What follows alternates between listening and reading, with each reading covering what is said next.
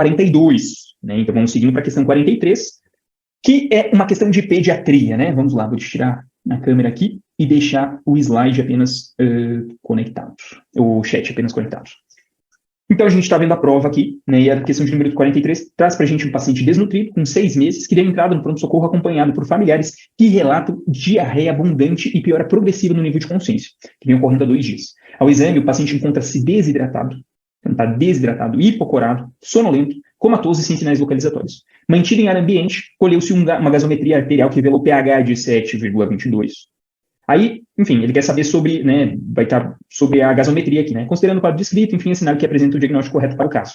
Ele quer saber se isso é uma acidose, se é uma alcalose, isso é respiratória, metabólica, e eu imagino que por ser um assunto mais difícil, né, vocês têm algumas dúvidas com relação a isso.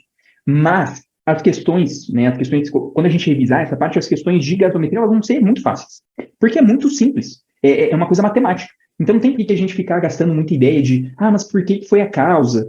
Claro, tem toda uma parte por trás, né, que é bem interessante da parte de fisiologia, mas o que eles cobram pra gente é essa parte mais matemática e direta, tá? Vamos lembrar comigo, o pH, você pode ir anotando comigo, ele vai normal, de 7,35 a 7,45. Ok. Abaixo de 7,35, isso é uma acidose, um pH mais baixo, um pH mais ácido. Acima de 7,45, isso é um pH mais básico, então eu estou diante de uma alcalose. Abaixo acidose, para cima alcalose. E sempre a gente vai buscar o que justifica a minha alteração. Como assim, Lucas? Se eu tenho uma acidose, o que pode justificar uma acidose? Coloca aí para mim. O CO2 está alto ou baixo? E o bicarbonato está alto ou baixo? Acidose agora. Coloca para mim, para você, se vocês estão acompanhando aqui comigo. É bom a gente raciocinar, a gente ir junto, porque daí não precisa a gente decorar, tá? Você anota os valores de referência e você vai ter sempre esse raciocínio para poder diagnosticar a gasometria, né? Coloca aí para mim um quadro de acidose. Como é que está o CO2? Como é que estaria o CO2? Ou o bicarbonato, né? Porque vai ter alguma coisa que vai justificar essa alteração. Ok. Ótimo. Perfeito. Então, assim, ó, o sistema tampão ele é constituído de CO2 e de bicarbonato. O nosso ácido da brincadeira aqui é o CO2. Então, se está ácido, o que justificaria na parte do CO2 é um CO2 elevado, né? Se você retém CO2, você deixa o pH mais ácido. Ok. E o bicarbonato ele é a parte básica do nosso sistema tampão. Então, se a base está baixa, o que acontece? Você tem uma acidose metabólica, né?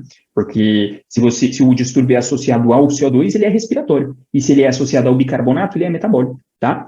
Então vamos voltar lá para a gente aplicar esse conhecimento, tá? Mas é essencialmente isso, né? É acidose ou alcalose. O que justifica? É o CO2 ou o bicarbonato? Se for o bicarbonato que é ocupado, é metabólico. Se for o CO2, é respiratório, tá? E a questão de prática é isso, tá? O conhecimento é só isso. Só a gente saber os pontos de referência, pronto, tá?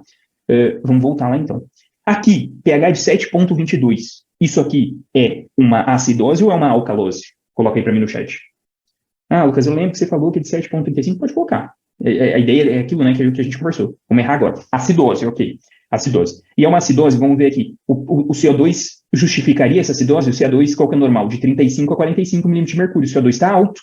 Então, o que é isso? Uma acidose, vou colocar aqui para vocês. Uma acidose respiratória, tem aqui, né? Tá? Agora, eu vou para o bicarbonato e o bicarbonato normal é de 22 a 26, se ele está 12, ou seja, ele está baixo. Ou seja, eu tenho uma acidose respiratória mais uma acidose metabólica. Então, isso não é muito habitual, né? Mas eu tenho dois tipos de acidose, né? E aqui que ele pede pra gente, que vocês já colocaram, né? É uma acidose mista, tem acidose dos dois lados, tanto respiratória quanto metabólica. Entendeu? Bem tranquilo, sem mistério nenhum. Mesma coisa seria, né? E aí é interessante uma questão que eles gostam muito dentro de clínica, eles gostam de abordar, e pode ser algo que vai cair na próxima prova, né? Vamos imaginar um paciente DPOC, né? Um paciente DPOC que ele está acostumado a ter um nível de CO2 mais alto, mais elevado, porque ele é retentor crônico de CO2, lembra? Só que aí ele descompensa agudamente. E o que acontece? O CO2 sobe muito rápido, tá? Então, quando ele retém muito CO2, isso é o quê? Isso é uma acidose respiratória, tá? E é nesse momento que a gente vai botar a VNI, né, ventilação não invasiva, para ver se melhora, e eventualmente entubar o paciente. Esse é um ponto que eles adoram bastante, tá? Um paciente descompensado de DPOC e desenvolve uma acidose respiratória mais importante, maior do que ele está habituado, né? Tá? E aí vai ter aquela ideia do base excess, tá elevado, né? Que daí vai estar normal, porque daí indica um transtorno agudo, né? O base excess alterado, ele indica um distúrbio crônico, que daí deu tempo de mexer nessa parte. Bom? Deixa eu ver o que eu trouxe aqui para vocês. Nada, a princípio era só essa nossa conversa, né? Então vamos seguindo. Se ficou alguma dúvida, Lucas, é alcalose, dá um exemplo, me pede aqui que a gente conversa, senão a gente vai seguindo, tá? Questão 44, traz para a gente uma paciente primigesta de 16 anos com 36 semanas de idade gestacional. Procura a unidade básica de saúde apresentando ruptura prematura de membranas ovulares. Tá? Então, RPMO, ruptura prematura de membranas. Encaminhada ao hospital em franco trabalho de parto, é admitido em período expulsivo já, né? O recém-nascido acolhido pela equipe de neonato tem peso adequado para a idade gestacional e sua avaliação no Apgar, cardíaco é 9,9 no primeiro e quinto minutos. No entanto, após 36 horas do nascimento, o RN apresenta quadro de pneumonia e evolui rapidamente para sepse. Isso é o quê? É um quadro de sepse precoce, né? Sepse recente. Nesse caso, para prevenir a ocorrência da sepse, deveria ter sido realizado durante o pré-natal o rastreio e a quimioprofilaxia para qual agente etiológico? Qual desses agentes aqui estão presentes, né, está presente na flora vaginal materna, que a gente tem que investigar, que a gente faz a pesquisa, que é o grandíssimo responsável pelos quadros de sepse precoce nos RNs. E a gente faz profilaxia, né, intraparto, para não haver essa contaminação. O famoso qual? O famoso GBS, né? O Luciano colocou beta-hemolítico, exato, streptococo beta-hemolítico. O famoso GBS, boa Maria, também colocou aqui para mim. Ótimo, o GBS, né? E aí, essa é uma questão que pode ser potencialmente difícil se eles forem um pouquinho mais além. Eles podem ir além, Lucas. Vamos ver aqui, ó. Então, a profilaxia intraparto está indicado caso a gestante apresente status desconhecido para o GBS. Lembra que a gente vai fazer a pesquisa do GBS, né? Então, na presença de qualquer um dos critérios. Se é um parto prematuro, menos de 37 semanas. Se tem uma ruptura prolongada de membranas ou acima de 18 horas de ruptura prematura, tá? E aí, olha que interessante, né? O paciente que ele é prematuro, ele tem um maior risco, ele está sob maior risco imunológico de desenvolver uma sepse. Então, a gente vai fazer a profilaxia por isso. Quando a gestante ela começa a ter muito tempo de ruptura prematura, aquelas bactérias ali da região da flora vaginal, elas vão começar a ascender, né? Vão começar a ascender e infectar a criança, né? Então, por isso, porque a membrana ovular, ela funciona como uma barreira, como uma proteção. Se rompeu mais de 18 horas, a gente tem que fazer a profilaxia, tá? E aqui eu deixei em texto, porque isso é super algo que eles podem ir um pouquinho mais além e cobrar de vocês na próxima prova, tá? Quais são as indicações para a gente fazer essa profilaxia intraparto, né? Temperatura, se a nossa gestante está com febre, né? Pô, tá com febre no intraparto, qual que é o bicho que eu vou cobrir? O bicho mais comum, que é o GBS. Teste intraparto para GBS positivo, né? Mostrou que tem o GBS. Ou teste intraparto negativo, mas na presença desses sintomas anteriores, ou seja, tem um parto prematuro, está com ruptura prolongada, no caso, né? E temperatura elevada. Então, está negativo o GBS, mas tem algum desses fatores de risco, a gente vai fazer o tratamento igual, tá? Como não há informação a respeito do status nesse caso, né? O parto foi prematuro, a profilaxia deveria ter sido feita. Não foi feito, o que aconteceu? O RN desenvolveu sepsis, mas deveria ter sido feito. E como que é? Penicilina G cristalina, você tem 5 milhões de doses de ataque, e aí depois você faz 2,5 milhões de 4 em 4 horas, tá? De 4 em 4 horas. Essa dose eu nunca esqueço. Na época que eu estava lá no internato, eu nunca esqueço, teve um residente que ele colocou para mim, Lucas, hoje você vai fazer a prescrição da gestante. E era uma gestante que tinha indicação de GBS, e enfim, né, início lá era no quinto ano, né, primeiro estágio de GO, e aí começou a bater a dúvida, meu Deus, eu lembro que era penicilina, mas qual que é a dose, né? E aí depois, quando a gente erra, a gente nunca esquece, né?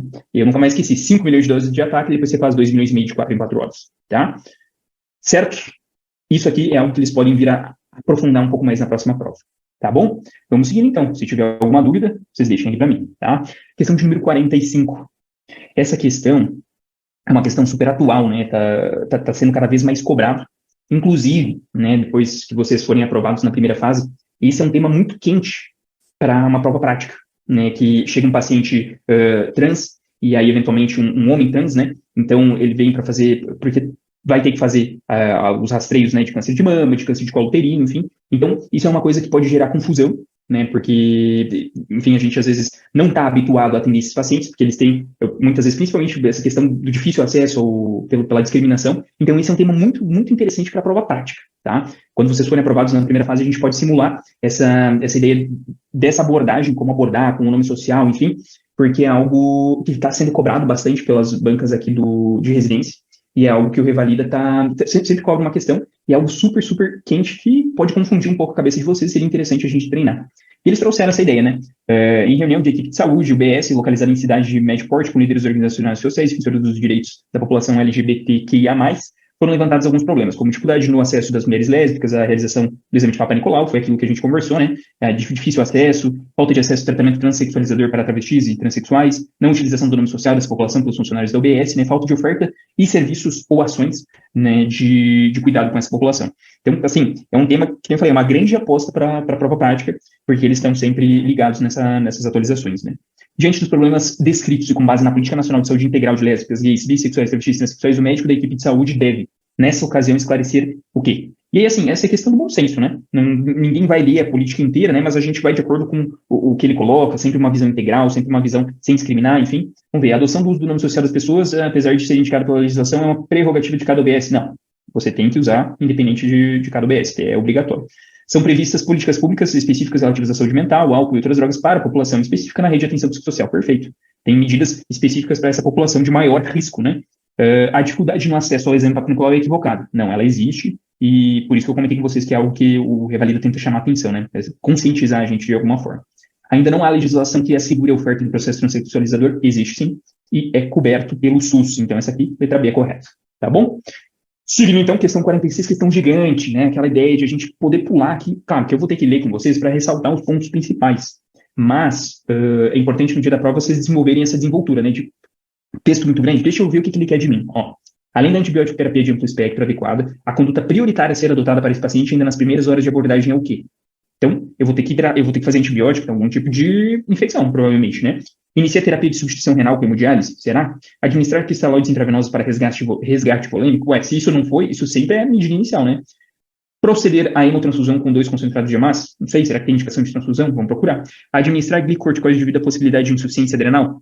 Olha só, um paciente que talvez esteja cético, que está com dificuldade de administrar glicorticoide, mas aí o resgate volêmico ele vem sempre antes, depois as aminas vasoativas, em terceiro lugar os glicorticoides. Então vamos ver. Aí a gente vai buscando já entender e qual marcar. Homem de 78 anos, acamado mesmo, em função do quadro demencial avançado, chega à unidade de emergência com quadro de rebaixamento do nível de consciência, febre e hipotensão arterial. Segundo familiares, o paciente vem apresentando tosse desde a ocorrência há 3 dias, de episódio compatível com broncoaspiração durante tentativa de alimentação por via oral. O que é isso? Um quadro de pneumonia aspirativa desenvolvendo com sepsis, choque séptico, né? A gente está chocado. Relatam que nos últimos 2 dias ele passou a se mostrar mais apático, não interagindo, enfim, não ia aceitando, e aferiu a pressão 90/60, uma queda de cerca de 40 da pressão sistólica em relação ao parâmetro habitual. Ao exame físico, agora, né, tá com hipotensão importante, 88/48, realmente está chocado, né, desidratado, descorado, taquicárdico, taquipneica, e presente de roncos difusos com estertores crepitantes. Então, enfim, confirmou um choque séptico aí de origem pulmonar, por uma pneumonia aspirativa, né? Hemoglobina de 8,5. Então, isso aqui é indicativo de transfusão agora no momento, paciente chocado, será? Elevação de creatinina de 2,3, estava 2,3, então dobrou do habitual, enfim. Ureia 102, lactato, além da acidose metabólica e hipoxemia. Então, choque séptico clássico, né? São colites hemoculturas, ótimo. O paciente é monitorizado adequadamente, submetido a oferta suplementar de oxigênio e inicia-se o tratamento indicado para o quadro clínico. Então, enfim, manejo de sepse, a gente leu tudo isso, e a gente sabe que manejo de sepse é coletar as hemoculturas, né? E na primeira hora começar antibiótico, mas a gente tem que fazer o paciente estar chocado. Tem que fazer administração de cristalóides, não tem mistério nenhum. Lucas, por que eu não vou fazer glicorticoides? Porque primeiro você faz a hidratação. Em segundo lugar, se esse paciente realmente não melhora, não tem estabilização hemodinâmica, a gente faz o uso de drogas vasoativas. E em terceiro lugar, para melhorar a ação das aminas vasoativas, a gente usa o glicorticoides, mas não agora. Né? Para que eu vou fazer terapia de substituição se o paciente está chocado e tem uma causa importante para eu melhorar a hemodinâmica dele? Se eu melhorar, melhora a função renal. Né? E aí eu trouxe para vocês aqui a indicação específica aqui, transfusão fica reservada para pacientes com HB abaixo de 7, que seguem refratários às medidas iniciais. Então, primeiro, o que a gente faz? Primeiro a gente hidrata, depois a gente coloca aminas vasoativas, em terceiro lugar, glicorticoides, e depois, se não melhorar, a gente faz a transfusão, tá? Que não é o caso, não está com HB abaixo de 7, tá bom? Show de bola essa aqui? E sempre isso, né? Claro, vocês não vão ler pausadamente, enfim, então, né? Viu o que se trata, viu que está muito sugestivo, lê mais rápido, identifica os pontos principais, marca bem e segue a próxima, tá bom? Para não gastar muito tempo. Alguma dúvida? Tranquilo? Se tiver algum problema, me avisa aí, tá? Questão de número 47. Questão de número 47 traz pra gente uma paciente de 40 anos, IMC de 38, então uma paciente com obesidade importante, com história de colelitise sintomática já há 2 anos. Ou seja, tem tudo para dar ruim, né? Apresenta-se para cirurgia de colestectomia videolaparoscópica. Os resultados dos exames laboratoriais são normais e a ultrassonografia de abdômen mostra múltiplos cálculos em vesícula biliar. É realizada a operação descrita como tecnicamente difícil, em razão da obesidade e das aderências inflamatórias no leito vesicular. A paciente foi encaminhada à enfermaria, acordada e sem queixas. Foram reiniciadas a dieta e deambulação nas primeiras 24 horas, de pós-op, após 36 horas, o pós-operatório apresentou pico febril, 39 graus, dor abdominal e discreta icterícia. Novos exames laboratoriais mostraram um leucograma de 20.500 leucócitos, com 8% de bastões, bilirrubina direta de 2, bilirrubina direta de 1, aspartata aminotransferase, né, de 60 e o ALT de 80. Fosfatase alcalina de 230, gama GT, né, de 450. A paciente evoluiu em 4 horas com hipotensão, prostração e queda do estado geral. O que aconteceu com essa paciente? E aí? Vamos ver? Acerca desse quadro clínico, assinale a alternativa correta. A incidência de lesão de via biliar na via videolaparoscópica é menor que na cirurgia aberta, por ser procedimento menos invasivo e proporcionar melhor e mais rápida recuperação. A complicação em curso pode ser sepse de origem pulmonar? Não, pois a obesidade e a dor no pós-operatório facilitam a restrição respiratória e infecção. O paciente estava deambulando, né? Não vai ser de origem pulmonar, tá bom? A colestectomia aberta é a técnica recomendada para pacientes obesos, dado o risco não. É videolaparoscópica, é preferível, né? A possibilidade de lesão de via biliar como complicação precisa ser informada à paciente e à sua família, devendo ser solicitar a transferência para um centro de unidade de terapia intensiva, tendo em vista suporte e antibiótico terapia de largo espectro, aguardando-se o esfriamento do processo. Não. Ela tá com choque importante aqui, vamos ver, prostração e hipotensão, que é do estado geral. Não, a gente vai fazer a abordagem, né?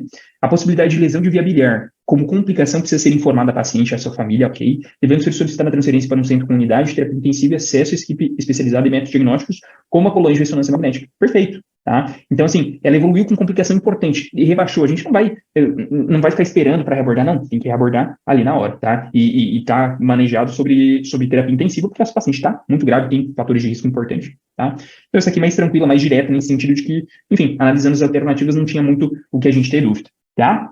Seguindo para a questão 48, deixa eu ver se eu trouxe alguma coisa aqui. Não. Questão de número 48 é uma questão que foi anulada. E aí eu chamo a atenção de vocês, prestem atenção aqui comigo, para vocês identificarem o porquê que essa questão foi anulada. Eu desafio vocês a me dizerem por que essa questão foi anulada. Vamos lá? Se vocês já souberem, vai deixando no chat aí para mim. Questão de número 48, uma questão de pediatria. Ao fazer o histórico alimentar de uma criança de 12 meses, com alergia ao leite de vaca, a pediatra ouve o seguinte relato da mãe da criança. Ao acordar, ofereço um suco.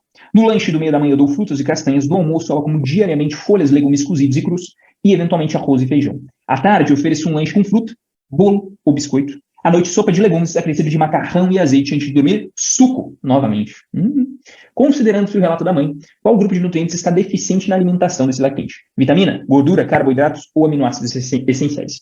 Do que vocês sentiram falta na alimentação dessa criança? O que está fazendo falta? Me digam aí. Isso aqui é uma coisa corriqueira para a gente, né, na parte de puericultura. Do diário alimentar. Deixa eu ver o que vocês estão colocando aqui para mim. Eu estou recebendo aqui da Maria, da Luciana, que está faltando aminoácidos essenciais. De onde é que vem esses aminoácidos essenciais? De onde que vem isso? Ótimo, proteína animal. Cadê a carne? Cadê a carne das crianças? Né? Ótimo, proteína, está faltando. E eu concordo com vocês. Está faltando aminoácidos essenciais. Por que essa questão foi anulada? Até agora eu não sei, na verdade. Eu não sei por que foi anulada, porque para mim ela está certa. Né? Aí é o que eu trouxe para vocês, para poder organizar um pouco essa ideia, porque às vezes a gente fala uma coisa meio solta, né? Onde é que tem cada coisa? Né? Diversidade da alimentação, ajuda na construção, enfim. E aí a gente tem o que tem em cada grupo aqui, coloquei para vocês. Feijões, cereais, né? Ele tem aqui raízes ou tubérculos, o que constitui cada coisa, né? Legumes ou verduras. Aqui, ó, carnes e ovos, a gente estava sentindo falta disso aqui, né? Então, carne bovina, de porco, cabrito, enfim. E aí, também inclui vísceras, enfim, esses alimentos contêm proteína, né? Os aminoácidos essenciais. Gordura, ferro, zinco, vitamina B12, importantíssimo, né? Vitamina B12. E no caso do fígado, também muita vitamina A.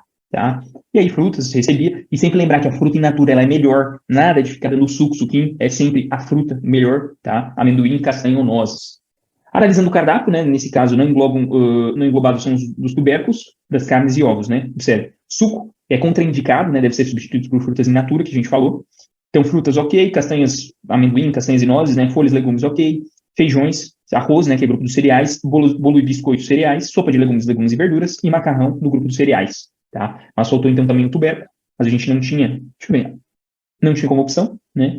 E aminoácidos essenciais, principalmente por carnes e ovos, né? Assim, a questão foi anulada, tem aqui no lado anotado que ela foi anulada, mas, assim, não vejo motivo para ela ter sido anulada. Para mim tá tranquilo, tá certinho. Não sei se foi alguma divergência, mas a princípio não entendi o porquê da anulação. Se alguém quiser compartilhar aí o que vocês viram de eventual erro na questão, me avisem aí no chat. Certo? Ninguém viu nada de errado também? Então vamos seguindo, né? Questão de número 49. Essa questão foi anulada também. Foi anulada com razão. Essa aqui sim, tá? Olha só o cuidado que a gente tem que ter, ler com atenção. Que uma palavra, um detalhezinho, às vezes já invalida a questão inteira, né? A restrição de crescimento fetal intrauterino ocorre quando o feto não atinge o potencial de crescimento e desenvolvimento em decorrência de uma disfunção placentária. Isso ocorre em 5 das primeiras gestações e é a segunda causa mais frequente de mortalidade perinatal, responsável por cerca de 30% dos nascimentos mortos. Com relação ao rastreio, diagnóstico e manejo do crescimento fetal restrito, assinala a opção correta. Vamos começar de baixo para cima. O estágio 2 é quando o Doppler das artérias uterinas apresenta diástole zero, havendo risco de óbito fetal, o que requer avaliação semanal do peso e controle quinzenal da vitalidade até a 36ª semana. Não. Eu trouxe para vocês aqui, ó, que o estágio 2 é aquele em que há diástole zero, só que a avaliação do Doppler deve ser realizada 2 vezes por semana, super específico, né? E a conduta é a interrupção da gestação a partir de 84 semanas, tá? Então, olha só que específico isso aqui. Outra coisa específica, cadê? Vou pular. Não era nessa aqui, vamos seguindo aqui. Na avaliação do crescimento fetal restrito, com Doppler normal e líquido amniótico dentro do estimado para a idade gestacional, a resolução da gestação deve ser programada até, não é após, até as 40 semanas. Olha só. Recomendado parto com 40 semanas até, né? E ele coloca pra gente que é após, então isso que está errado. A B, que inicialmente foi o gabarito da questão, olha só. A medida do fundo uterino entre 24 e 38 semanas de gestação tem sensibilidade e especificidade que permitem a detecção do crescimento intrauterino fetal restrito. Olha só, questão difícil. Ainda bem que foi anulado, porque eles quiseram realmente pegar vocês. A gente faz, no pré-natal, a gente vai acompanhando a altura de fundo uterino, né? E isso é uma medida muito sensível pra gente, sobre a restrição de crescimento uterino. A gente não pode, em hipótese alguma, dizer que é específico. Porque se você vê uma altura de fundo uterino que não está acompanhando o crescimento adequado, o que você pensa? Olha, pode ser restrição de crescimento uterino? Pode. Mas pode ser bolsa rota, pode ser uma posição, uma situação diferente, transversa, não está acompanhando. Tá? Pode ser outras coisas, uma insuficiência placentária que está gerando oligodramnia. Pode ser, oligodramnia, não está conseguindo acompanhar o fundo uterino. Então, não é específico. Em momento algum, você vai ver uma altura de fundo e você dá o diagnóstico definitivo de restrição de crescimento. Não. Isso a gente tem que fazer ultrassom para poder dar o diagnóstico definitivo. Então, por essa palavra especificidade aqui, ó, a questão foi anulada, tá? E o gabarito inicial realmente era a letra B, mas ela foi anulada corretamente. E aí eu trouxe para vocês aqui, né, que não é específico, tá bom? Não é específico. E aqui na letra A ele coloca pra gente que o crescimento fetal restrito pode ser classificado como precoce, quando ocorre antes das 35 semanas? Não. Aí a gente vai ver aqui, ó, até antes das 32 semanas e o tardio depois, tá bom? Então, questão bem difícil. E é isso, né? Aquela questão que a gente fez do GBS, né? Por isso que eu faço questão de trazer algumas coisas e chutar, né, essa ideia do que eles poderiam cobrar, porque eventualmente tem alguns temas que eles escolhem aprofundar um pouco mais. Então, o GBS caiu mais simples. Mas quem disse que na próxima eles não podem aprofundar, cobrar 12 para vocês eventualmente da penicilina, que eles estão perdendo um pouco a mão em algumas questões, né? Certo? Se ficou alguma dúvida, me perguntem e a gente vai seguindo, caso não tenha nenhuma dúvida. Tranquilo? Estamos chegando na 50, metade da prova. Tem um momento que você para, dá uma respirada, toma uma água, né? Relaxa um pouco aí e a gente vai seguindo nessa questão. É mais uma do grupo das questões que você lê no primeiro momento e fica, como assim? O que vão fazer, né? E você não lê. Ô Lucas, ligado, gente. Desculpa, Lucas, só queria te perguntar uma coisa. Ali na D, eu poderia colocar, eu fiquei pensando em artérias umbilicais, né? Umbilical, e depois fiquei nessa de 36 semanas. Porque eu posso também falar de artérias uterinas. Tá certo o termo também, né? Então, isso é uma coisa bem específica, que você avalia artérias uterinas, você pode avaliar as umbilicais, e aí, dependendo da alteração, você pode avaliar a cerebral média, enfim, né? Então, o primeiro passo é sempre avaliar as artérias uterinas. Aí, depois, você vai para as umbilicais, e, por fim, na cerebral média, para ver se o bebê está centralizando.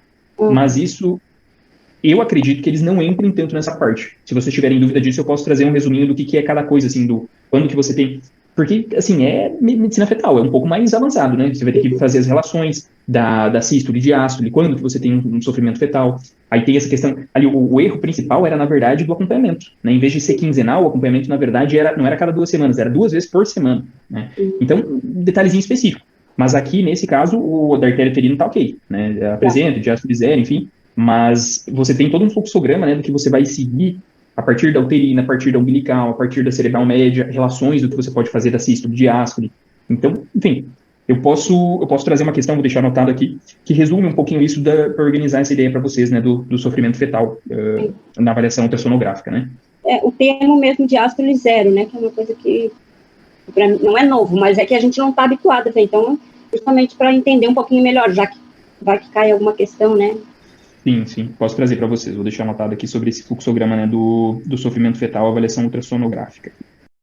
Alteração ultrassonográfica. Bem difícil, mas isso eu trago para vocês, sim, tá?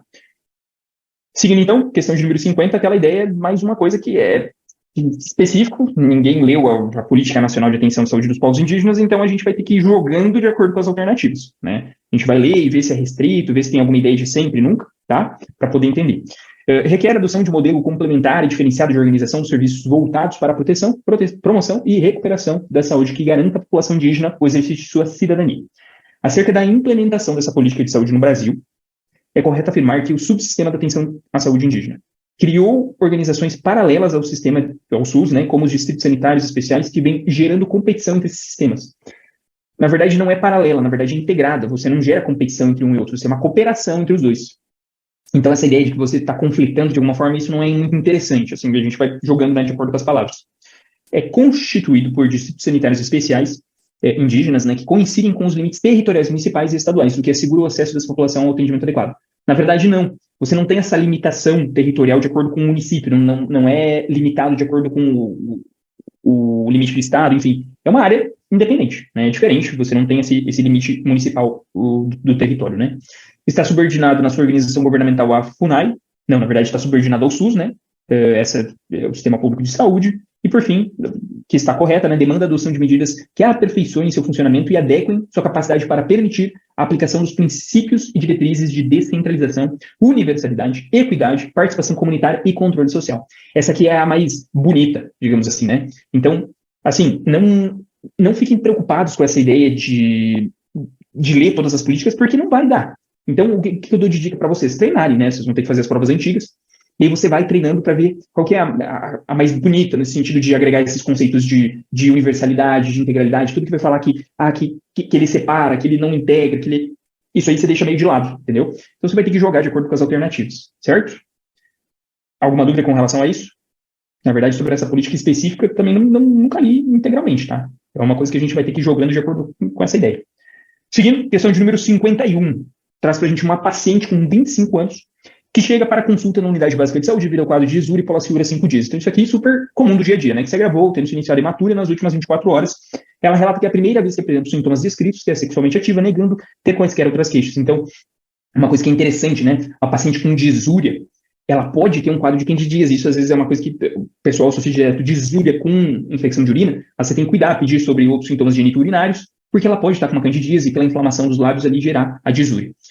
O exame físico é normal, exceto por dor à palpação profunda em hipogástrio. Nessa situação, a conduta médica adequada para o caso é o quê? Você vai precisar solicitar urocultura? Não. A gente prescreve tratamento empírico com antibiótico, tá? Tratamento empírico para antibiótico. E o que vocês prescreveriam?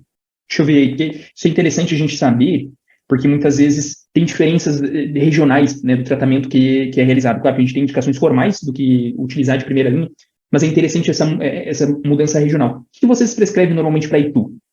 Antibiótico de primeira linha, assim. Itu, sem sinais de alarme, não é pielonefrite, tá? Não é pielonefrite, é um quadro de cistite.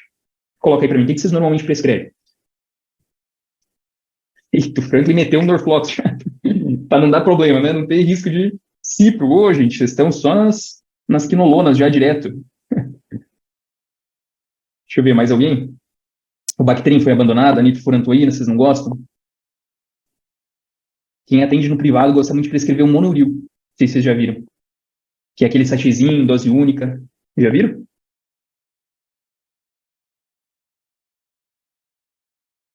Deixa eu ver o que vocês colocaram. Nitro, ok. Normalmente, né, eles falam pra gente colocar nitro, só que a posologia é chata, né? 6 em 6 horas é pedir pro paciente tomar errado. Né? Então, inclusive, a cefalexina, o pessoal faz um monte de estudo, vamos colocar 2 de 12 em 12, né? Faz coisa assim, porque 6 em 6 é posologia chata, né? Mas o cipro, o Norflox, tudo isso, eles são normalmente deixados com um quadro de pielonefrite. Mas, assim, é aquela coisa que você não vai ter problema, né? Porque para ter resistência a esse tipo de antibiótico, difícil. Raramente tem, né? Normalmente só bichos mais atípicos. Mas o monouril, vou colocar aqui para vocês no comentário, para quem, porque não tem na rede do SUS, né? Era um monouril. É um antibiótico muito utilizado no particular, assim, pela facilidade, né? 3 gramas ali de UI no copo, dose única, fechou. Certo? Vamos seguindo, então. Eu trouxe aqui Opa, vocês não estão vendo ainda, né? Vamos voltar aqui. Bacteriúria sintomática. Isso pode ser uma coisa que eles venham a cobrar, né? Quando vocês têm a gestante, né? O pessoal colocou aí também dos antibióticos preferíveis, porque quinolona a gente não pode em gestante, né? A bacteriúria sintomática caracteriza pela presença de bactérias na urina sem sintomatologia específica. E as situações que a gente vai tratar é o quê? Uma paciente que seja gestante ou um paciente que vai fazer algum procedimento urológico. Então, por exemplo, o paciente vai passar por um cateterismo, uma cistoscopia, algum procedimento urológico mais invasivo, a gente trata a bacteriúria assintomática. Tá bom? Seguindo, então, já dei um spoiler para vocês aqui na figurinha, né? Estamos seguindo para a questão de número 52, que traz para a gente uma paciente com 70 anos, diabética, com dor em flanco esquerdo, de início insidioso, piora progressiva a 72 horas. Chegou ao pronto-socorro acompanhado de familiares. Eles relatam que nos últimos 3 meses observaram a ocorrência de episódios de sangramento retal vermelho vivo. Então, é hematoquesia, anorexia e perda ponderal. Então, olha só, eu tenho uma síndrome consumptiva, paciente com hematoquesia. Qual que é o diagnóstico que vocês pensam? Paciente idosa, coloquei para mim. Qual que é o diagnóstico mais provável? Ao exame físico, o paciente apresenta-se em mal-estar geral, torporosa, com frequência respiratória de 24 incursões respiratórias por minuto, frequência cardíaca de 116, PA de 90 por 50, abdômen globoso, doloroso palpação, com sinais de irritação peritoneal difusa. O resultado de radiografia sempre evidencia pneu peritório volumoso. Qual que é o diagnóstico? Coloquei para mim. Paciente idosa, síndrome consumptiva, hematoquesia. O que tem na minha cabeça? Primeiro lugar, deixa eu ver o que vocês estão colocando aí para mim. Cuidado, câncer coloretal, gente. Câncer coloretal. Divertículo, ele não tende a ter essa coisa da síndrome consumptiva junto, né? Dor em flanco esquerdo, até porque tá aqui, 3 meses de evolução. Opa, deixa eu voltar. 3 meses de evolução que ela tá, né, com esse episódio de hematoquesia. Então, assim, câncer coloretal. Tem que vir na nossa cabeça em primeiro lugar. Complicou, e o que a gente faz? Né, você conversou com a família, né, deve ser proposto pelo cirurgião geral, plantonista, a realização de uma laparotomia. Com o quê? O que a gente vai fazer? Enterectomia segmentar e de uma iliostomia, a gente tira e faz o coto da ostomia lá no ilho. Por que a gente vai fazer isso? Né? Não dá para fazer mais distal? Colectomia segmentar e de uma colonastomose, já vamos anastomosar a paciente com peritonite, não parece legal, né? Limpeza e de uma drenagem da cavidade abdominal, tá, daí vou só limpar, não vou tirar o pedaço que causou pneumo peritônio. Colectomia segmentar e de uma colostomia de Hartmann, perfeito, tá, perfeito. Isso, cirurgia Hartmann, né? Letra D aqui, ó. E aí eu trouxe a figurinha para vocês, né? Suspeita é de uma neoplasia, né? O local mais comum aqui, né? Região colo retal, reto alto, aqui, ó, região de colo sigmoide, importante, né? E aí a gente faz a ressecção e coloca a ostomia desse lado, né? Não tem porque a gente fazer a ostomia e a ileostomia que ele falou desse lado. Por quê? Por que eu vou bypassar esse pedaço inteiro aqui de intestino, né? Tá? Então não tem necessidade. Vocês já se perguntaram por que diabos, Lucas, a gente tirou o pedaço que eu não colo, mais fácil ali, passa a sobranteadora, enfim, faz a rafia, enfim, tá tudo certo. Porque tem muita chance de deiscência, né? Você tem um paciente com peritonite, ou seja, estourou, caiu fezes para dentro da cavidade, infectou, tá com ar, a chance de dar deiscência na anastomose, de dar problema na cicatrização é enorme. Então você faz a ostomia, você leva a alça para a parede, vai ficar com a bolsinha, aquela coisa que a gente sabe, e aí depois você reaborda num segundo momento, né? E uma coisa que é interessante, tem quanto tempo que a gente aborda? Tem um tempo específico? O que vocês acham? Isso é uma discussão, né, na literatura que a gente tem. Mas em quanto tempo que a gente precisa reabordar essa ostomia para, né, fazer a reconstrução primária, para a gente grudar os cotos, né, fazer essa anastomose? Quanto tempo que você acha? Como eu falei que tem divergência, se você chutar com alguns meses aí, a chance de acertar é grande.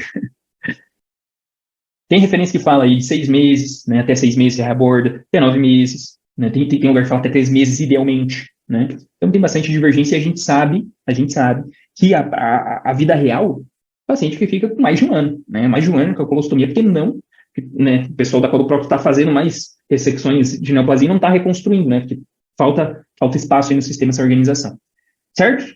E agora, deixa eu ver, questão 53, será que é isso? Deixa eu ver.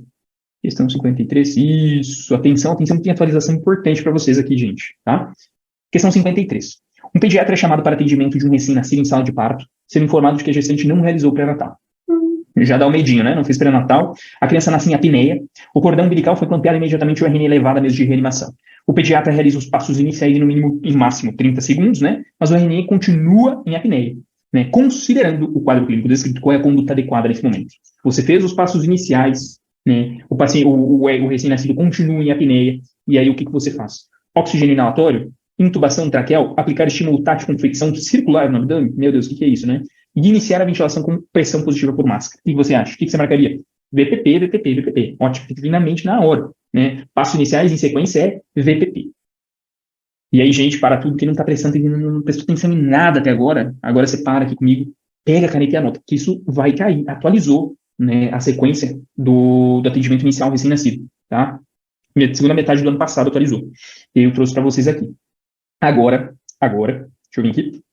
Agora, você não considera mais aquelas 3 perguntinhas, lembra? Que a gente fazia.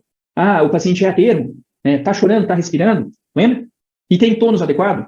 Agora, continua essa ideia do tônus muscular adequado, continua essa ideia de tá respirando ou chorando, mas a perguntinha de a termo mudou. Não é mais a termo. Agora é acima de 34 semanas.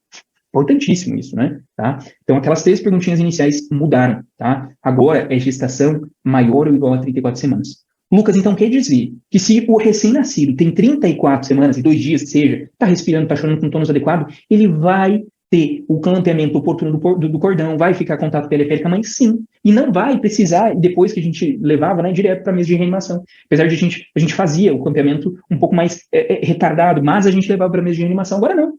Acima de 34 semanas, vamos brincar assim, é o novo termo.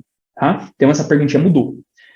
Agora, se ele tem algum não aqui nessa brincadeira, mudaram os passos iniciais também. Acredite se quiser. Mudou a sequência. Tá? Antes, lembra que a gente fazia a paz. A gente aquecia, posicionava, aspirava se necessário. Né? Agora vai ser aspas, a gente vai mudar. Vou escrever aqui para vocês. Agora vai ser aspas. Aspas. O que é isso? Aspas. Vai ser aquecer, secar, posicionar e aspirar se necessário. Então agora é aquecer, secar, posicionar e aspirar se necessário. Tá? Então agora você vai escrever aspas. Essa é a nova sequência de medida inicial. Então aqui, ó. Fonte de calor radiante, isso é o aquecer, né? O secar, né? Secar corpo e fontanela. Posicionar a cabeça e aspirar as vias aéreas se obstruídas, tá? Certo? E aí eu pergunto para vocês, nos pacientes que são abaixo de 32 semanas, eu vou secar eles? O que vocês acham? Isso não mudou, isso era o que era antes já. Abaixo de 32 semanas, eu seco o bebezinho? O que vocês acham? Prematuro mais extremo, né? A gente vai secar eles? O que vocês me dizem? Coloca aí para mim.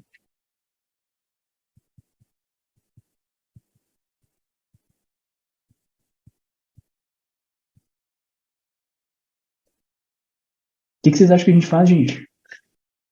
Lembra que esses pacientinhos, né, abaixo de 32, eles estão sob risco muito grande de hipotermia, eles não têm uma proteção importante. Então, ao invés de secar, esse S vai ser de saco plástico, tá? Esse S vai ser, em vez de secar, vai ser S de saco plástico. Lembra? Alguém já viu aquele saquinho? Pelo menos imagem? Você bota eles num saquinho plástico e bota uma touca dupla, né? Para poder manter o calor ali. Então, a gente não vai secar esses pacientes que são prematuros mais extremos, né? Deixa eu ver, saco plástico, você acha uma imagem aqui para vocês, quem é mais visual, ter isso em mente, né? Touca dupla. Então, faz um asterisco aí, que quem for recém-nascido, não vai ter, meu Deus, aparecem umas coisas da Shopee para comprar aqui, não é isso que eu quero, né? Deixa eu ver se eu botar recém-nascido. Não quero comprar aqui achei. Vamos lá, que eu achei uma imagem aqui legal para vocês, ó. Então, ó, saquinho plástico, né? Tipo, outro saquinho plástico e uma touquinha dupla, né? Ó, saquinho plástico, tá? Porque a gente não vai secar esses pacientes, tá bom? Show de bola? E Lucas, mas o que mudou? Olha só que interessante. Antes ele dizia que o clampeamento oportuno do cordão era entre 1 e 3 minutos. Agora ele coloca pra gente que é a partir de 60 segundos. Ou seja, a partir de 1 minuto. Ok? A partir de 60 segundos. Ah, Lucas, mas então eu posso demorar 3 minutos e meio? Pode. Né? Ele fala a partir de 60 segundos. Né? Posso demorar 30 minutos? Não, ainda não, né? Pelo amor de Deus, bom senso. Mas ele coloca a partir de 60 segundos. Tá? Então mudou a ideia do termo aqui, agora é acima de 34 semanas. Mudou a ordem das medidas iniciais, tá? Mudou essa ideia de que não é mais entre 1 e 3 minutos, é a partir de 60 segundos, tá? Aí você faz, que nem estava na nossa questão, fez essas medidas iniciais e o paciente está com frequência cardíaca abaixo de 100, está em apneia ou respiração irregular, a gente vai ter que fazer o quê? A VPP, VPP e VPP, que é a medida mais importante desse início da reanimação neonatal, tá? VPP, VPP, VPP. Aquela ideia do aperta, solta, solta, aperta, solta, solta, aperta, solta, solta, tá? Lucas, fiz 30 segundos de VPP. E aí o meu pacientinho continua com frequência cardíaca abaixo de 100. O que eu faço?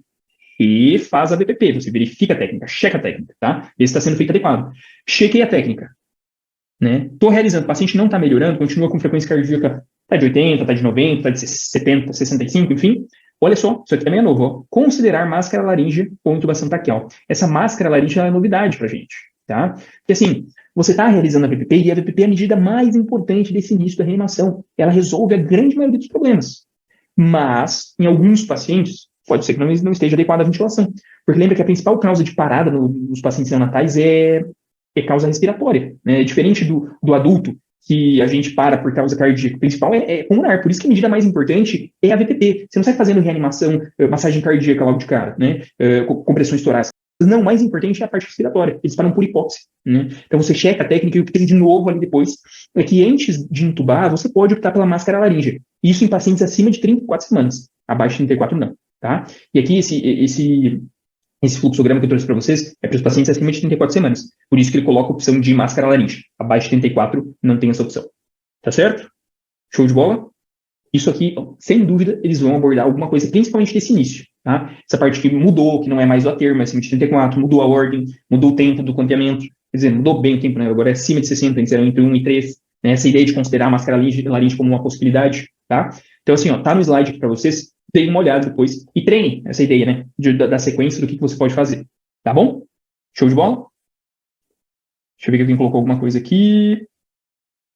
A Maria já comentou sobre hernia diafragmática, né? Sim. Isso é aquela pegadinha clássica, né? Que o paciente nasce com o abdômen escavado. Você vai lá na história, você vê que é um paciente que tem oligodramia. Oligodramia, tá com dificuldade para deglutição, enfim. O que tem aí? Eventualmente uma hernia diafragmática, e você não pode ventilar ele só com máscara. Porque a máscara vai um pouco de ar para o trato gastrointestinal, e aí vai aumentar, né? Essa compressão pulmonar aqui pode chocar o paciente, tá? Então, nessas crianças especificamente, aí a gente intuba antes, tá bom? Tá só ventilar a parte aérea. E uma pegadinha importante, ó. Essa aqui eu preciso de atenção de vocês, que é outra pegadinha que eles podem cobrar sobre reanimação neonatal. Paciente nasceu lá com 32 semanas, não estava respirando, foi para mesa de reanimação, campeamento imediato. Aí eu fiz as medidas iniciais, que agora são aspas, né? Aquecer, secar, posicionar, aspirar se necessário. E aí estava com frequência cardíaca abaixo de 100, então fui para o VPP. Fiz 30 segundos de VPP, e aí depois eu verifiquei a frequência cardíaca e ela estava a 50. Depois do primeiro ciclo de VPP. O que eu faço em sequência? Está abaixo de 60 a frequência. Qual que é a minha próxima medida? E essa pegadinha clássica de reanimação. Vou botar aqui para vocês para ajudar. Aqui, ó. Fiz a primeira parte de VPP, o primeiro ciclo de VPP, e o paciente está com frequência cardíaca de 20, aqui nessa altura. Está com frequência cardíaca de 50, de 40. O que eu faço?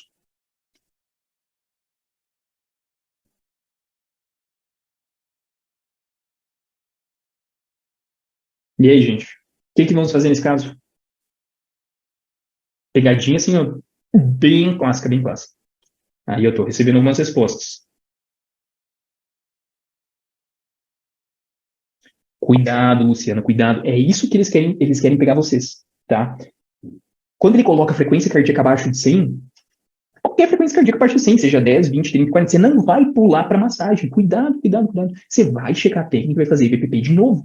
Não é para pular as etapas, não pula etapa. O pediatra, o neonato, o pediatra, ele é obsessivo compulsivo, cara. Ele quer garantir que esteja tudo sendo feito 100% certo. Então, meu Deus, eu vou checar a técnica. Não pula ordem, não pula etapa do algoritmo deles, eles ficam loucos, tá? Então, não é para pular para cá. É isso que eles querem pegar vocês. Eles querem que você pense, aqui tá abaixo de 60, então eu vou para massagem cardíaca, que nem tá aqui, né? Fazer massagem cardíaca, coordenada, 3 por 1. Não. Se tá 60, 50, 40, aqui, ó, frequência cardíaca abaixo de 100, é abaixo de 100, né? Então, vou checar a técnica, vou fazer a ventilação, enfim, intubando ou com máscara laríngea, se for o caso, e aí depois que eu chequei a técnica, daí sim, se tiver abaixo de 60, aí eu posso ir para massagem. Mas se tiver entre 60 e 100, eu vou continuar aqui. Vou continuar só ventilando, só VPP, até baixar de 60, tá? Cuidado. Viu só? Por isso que é importante que eu receba a mensagem de vocês para eu ver o que vocês estão pensando, porque essa é uma pegadinha clássica que eles fazem em vocês. Tá bom? Mais alguma dúvida? E aqui eu gastei um pouquinho mais de tempo, porque, assim, ó, certeza, é uma questão que vai estar para vocês lá, tá bom? Show de bola? Me deem um ok aí se tá tudo bem, se todo mundo tá tranquilo, podemos seguir. Tudo certo?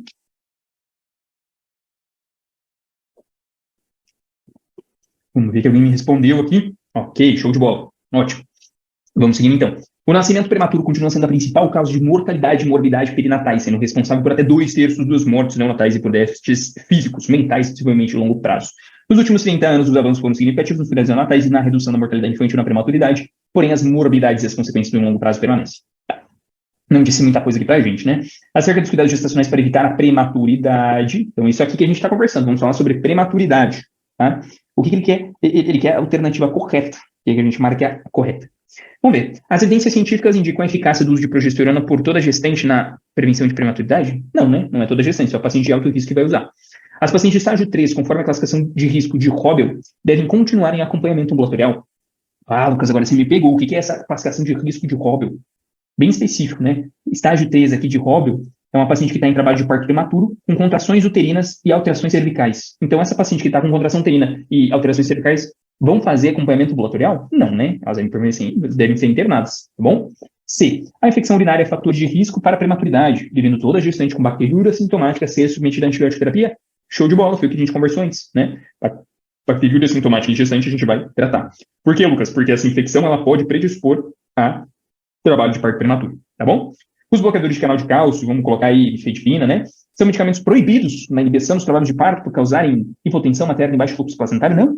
Na verdade, é a droga mais usada, tá? A gente usa principalmente os bloqueadores de canal de cálcio na ideia do trabalho de parto prematuro, né? Para poder, como um tocolítico, né? Para poder atrasar um pouco mais essa situação até a gente conseguir maturar o pulmão da criança, tá bom? Assim, essa classificação de Hobel é uma coisa que difícil de pegar aí de novo, mas tá aqui depois você olha, né? Estágio 1, presente fatores de risco, só, estágio 2, útero irritável, 4, trabalho de parto irreversível, né? Então, enfim, tá aqui. Chance de cair é baixa, mas se cair a gente já vai ter visto, né? Seguindo então, se não tiver nenhuma dúvida, a gente vai seguindo para a questão de número 5.5, uma questão de geriatria, questão interessante, né? E essa é a parte legal do Revalida, né? Às vezes eles erram a mão em algumas coisas e às vezes eles acertam, né? Trazendo sobre temas atuais, trazendo atualizações, isso é legal, isso é importante, né? Que nem essa questão é uma questão legal, uma questão que nos ensina alguma coisa. Diferente de algumas questões super específicas, com pegadinhas que não agregam tanto, né? Essa questão é interessante. Então, por exemplo, uma idosa, 35 anos, acompanhada de sua filha, busca a unidade básica de saúde, que é chance ao médico de estar tendo alguns esquecimentos. Relata que a família insistiu muito para que buscasse atendimento médico e que a filha quase a obrigou a ir à consulta, né? É aquela situação que a filha chega e fala que a mãe só vem arrastada para o médico, né? Considerando a necessidade de uma primeira abordagem com avaliação multidimensional do caso, o médico se propôs a utilizar o Índice de Vulnerabilidade Clínico-Funcional 20, o IVCF 20, né? Acerca desse instrumento de avaliação, assinale a opção correta. Alguém de vocês já ouviu falar do IVCF 20? Coloca aí para mim nos comentários. Ele fala para a gente, um dos itens avaliados pelo IVCF 20 é a renda familiar dos idosos, que indica a sua situação socioeconômica? Não. Independentemente do resultado do IVCF 20, os idosos devem submeter-se na sequência à avaliação geriátrica ampla. Na verdade, esse IVCF 20 ele vem para tornar mais dinâmico a abordagem, né, desses pacientes, porque a AGA, que é a avaliação geriátrica ampla, ela demora bastante. Vai pelo menos aí 1 hora e meia para você conseguir realizar, porque é muito extenso. Agora, esse aqui, ele vem com 20 perguntas mais diretas que te ajudam a ter uma avaliação mais objetiva, tá? Então, esse aqui não. Na verdade, não é obrigatório, ele vem como uma maneira de substituir, então não faria sentido você usar e ter que fazer o outro depois, né? Entre os questionamentos a serem feitos para o cálculo do IVCF 20, inclui o do número de quedas dos idosos no ano anterior do exame. Cara, isso é muito importante a gente avaliar com o idoso, né? As quedas, que são grandíssimas causas de TCE, de fratura de colo de fêmur, que geram hospitalizações desses pacientes, cirurgias, imobilização que vai gerar eventualmente um TEP, TVP, complicação, choque obstrutivo, né? Quantos casos a gente conhece, né, com essa história final, digamos assim, né? E a D, o uso do IVCF 20 permite identificar os ossos frágeis prescindindo da utilização de ferramenta complementar. Seja qual for o resultado, não. Eventualmente você vai precisar partir para exames complementares. E aí eu trouxe aqui para vocês, né, essa ideia de que é um instrumento brasileiro de avaliação do idoso relativamente sensível na detecção da fragilidade de fácil aplicação, mais fácil do que o AGA, né? São 20 perguntas, pela idade avaliam, né, os campos de autopercepção da saúde, atividades da vida diária, cognição, humor, mobilidade, comunicação, comorbidades múltiplas, né? O instrumento foi comparado ao AGA com boa correspondência e é muito útil no reconhecimento por profissional não especializado do idoso que precisa ou não ser submetido a uma avaliação por equipe geriátrica gerontológica especializada ou não, né? Dentro da mobilidade é questionado se o idoso teve 2 ou mais quedas no último ano. Eu trouxe aqui para vocês, né, o IVCF 20, depois vocês dão uma lidinha em casa, que é bem interessante aqui, ó, na questão de número 16, aqui, ó, você teve 2 ou mais quedas no último ano? Então tá aqui a resposta da nossa questão, tá? Então são 20 questões objetivas diretas e a gente consegue fazer uma avaliação legal, tá? Bem interessante essa questão. Show? Se tiver alguma dúvida, me perguntem. Vamos seguindo. Ninguém tem alguma dúvida? Chegando aqui 1 horinha de aula, depois eu vou ler essa questão aqui junto com vocês e eu dou alguns segundinhos aí, minutinhos, para a gente dar um pulinho no banheiro, coisa rápida, tá? Questão um pouquinho mais longa, então a gente parte, porque, ó, a conduta inicial mais adequada, no caso, seria dieta zero e. Dieta zero o quê? Vamos pensar. Transfusão de plaquetas de plasma fresco congelado, transfusão de concentrado de massa em até 2 horas, reposição volêmica com cristalóide e uso de BP, reposição volêmica com cristalóide e transfusão de concentrado de massas e plaquetas. Então a gente vai para essa história ver se ele precisa de reposição de volêmica e que a gente use IBP, ou então que faça transfusão de massas ou plaquetas. Vamos ver se tem indicação, né? E a gente vai para a história. Número 56. Um homem com 45 anos vive de inflamatório hormonal há 20 dias, meu Deus do céu, devido a tendinite de ombro esquerdo, chega ao pronto-socorro com quadro de melena há 24 horas, ou seja, está com hemorragia digestiva alta, HDA. a 24 horas de moderado volume, associada a epigastralgia intensa e mal-estar, nega doenças pré-existentes, seus benefícios que apresentam em bom estado geral, olha só, consciente, orientado, com mucosas anipéricas, hidratados e hipocorados, só uma cruz em 4, faces atípicas, que é normal, né? Tempo de enchimento capilar de 2 segundos, normal, frequência cardíaca normal, PA normal, abdômen fácil, com ruídos aéreos, dor à palpação epigástica, sentinela de peritonite. Os exames complementares apresentaram hemoglobina de 13%, hematócrito 34%, 39%, na verdade, hemoglobina não, 13%, né? Leucócitos 4.400, plaquetas 220.000, INR normal, ureia levemente alterada, creatinina dentro do limite, a gente deveria ter essa ideia da prévia, né? Mas não é nada alarmante, potássio normal, fase sanguínea positiva, endoscopia alta, com erosões agudas de mucosa gástrica em região de antro e bulbo. O que vocês fariam? Coloca aí para mim nos comentários. Agora, ó, 15 e 5, 15 e 7 a gente volta. 2 minutinhos. Enquanto isso, vocês vão colocando aí para mim quem ficar nos comentários qual a resposta dessa questão, tá? E se tiverem mais alguma dúvida, deixem também. 2 minutinhos já voltamos, tá?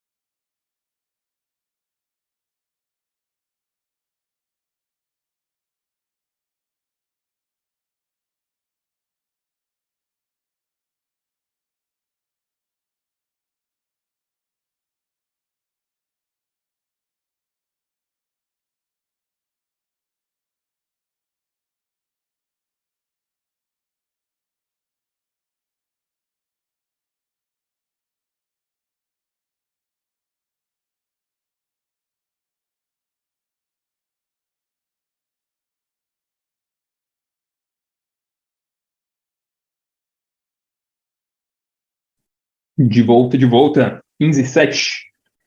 2 minutinhos. Vamos ver o que vocês colocaram aqui para mim. Letra C, ótimo, perfeito, perfeito. Cara, esse paciente não tem indicação de reposição de hemoglobina, enfim, inclusive no sangramento agudo, a gente nem é bom a gente utilizar esse parâmetro aí de hemoglobina para saber se a gente vai repor, né? Não é tão fidedigno. Mas antes que você faça a reposição volêmica, sempre em primeiro lugar, IBP é protetor gástrico, né? Então a gente tem que fazer.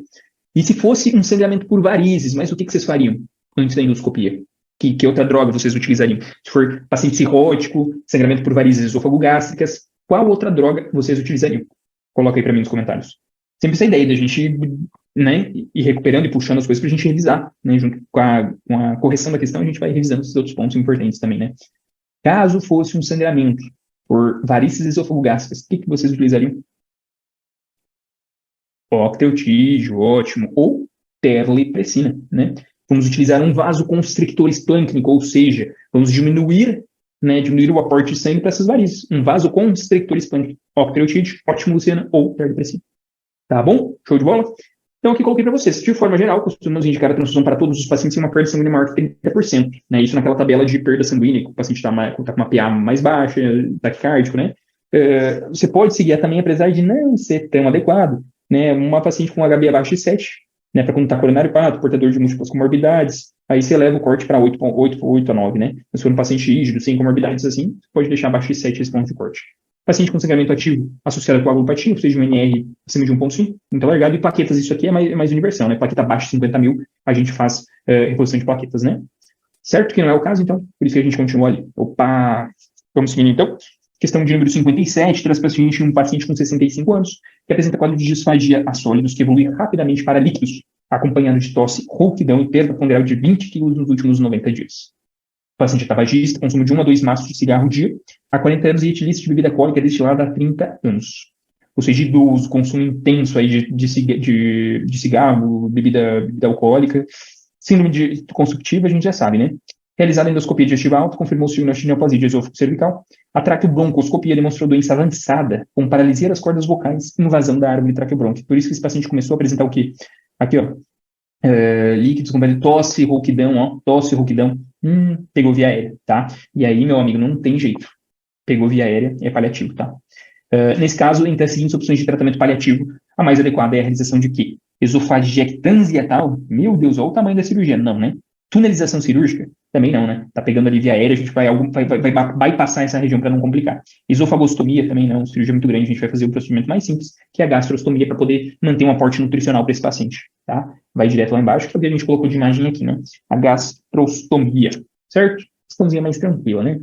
Chegando então para a questão de número 58, e essa questão trouxe um resuminho bem interessante para vocês, tá? Um adolescente de 12 anos, pesando 85 quilos, com índice de massa corpórea de 30, ou seja, um paciente obeso, é atendido na emergência queixando de fortes dores no quadril direito e de impotência funcional no membro inferior direito, ou seja, está com dificuldade de mobilidade, né? E a dor está no quadril. O pai informa ao médico de plantão que o menino é hipertenso e que realiza um tratamento para emagrecer e nega a sucessão do problema na perna a trauma. Ou seja, ele não bateu. Tá? A hipótese diagnóstica mais provável é de quê? Epifisiólise femoral, artrite séptica do quadril, artrite reumatoide juvenil, sinovite transitória do quadril. O que vocês marcariam nessa aqui? Questãozinha de ortopediatria, um pouco mais complicada, mas que dá pra gente matar. E aí, o que vocês colocariam?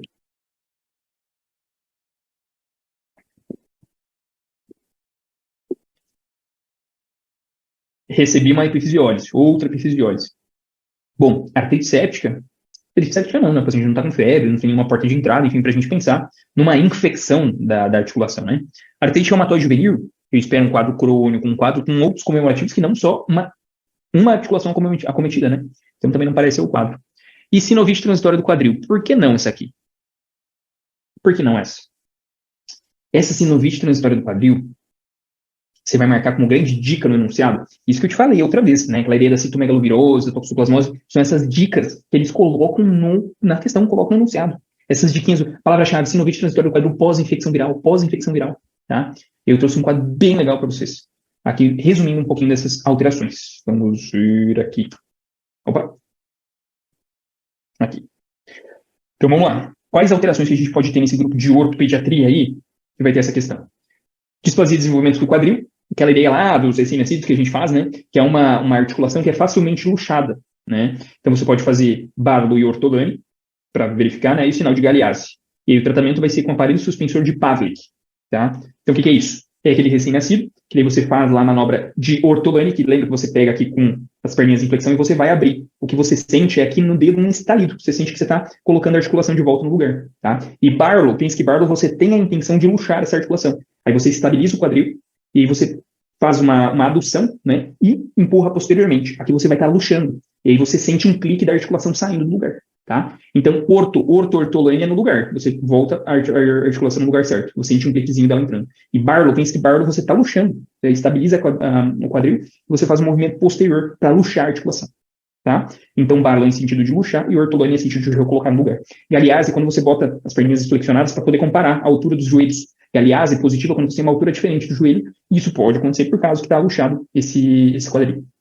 E aí, o suspensório de Pavlik é aquele que mantém o paciente com as perninhas abduzidas, né?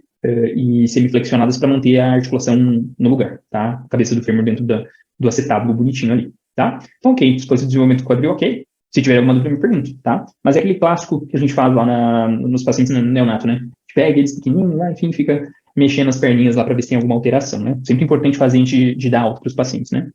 E aí, o que gera grande dúvida, né? Essas três aqui, ó.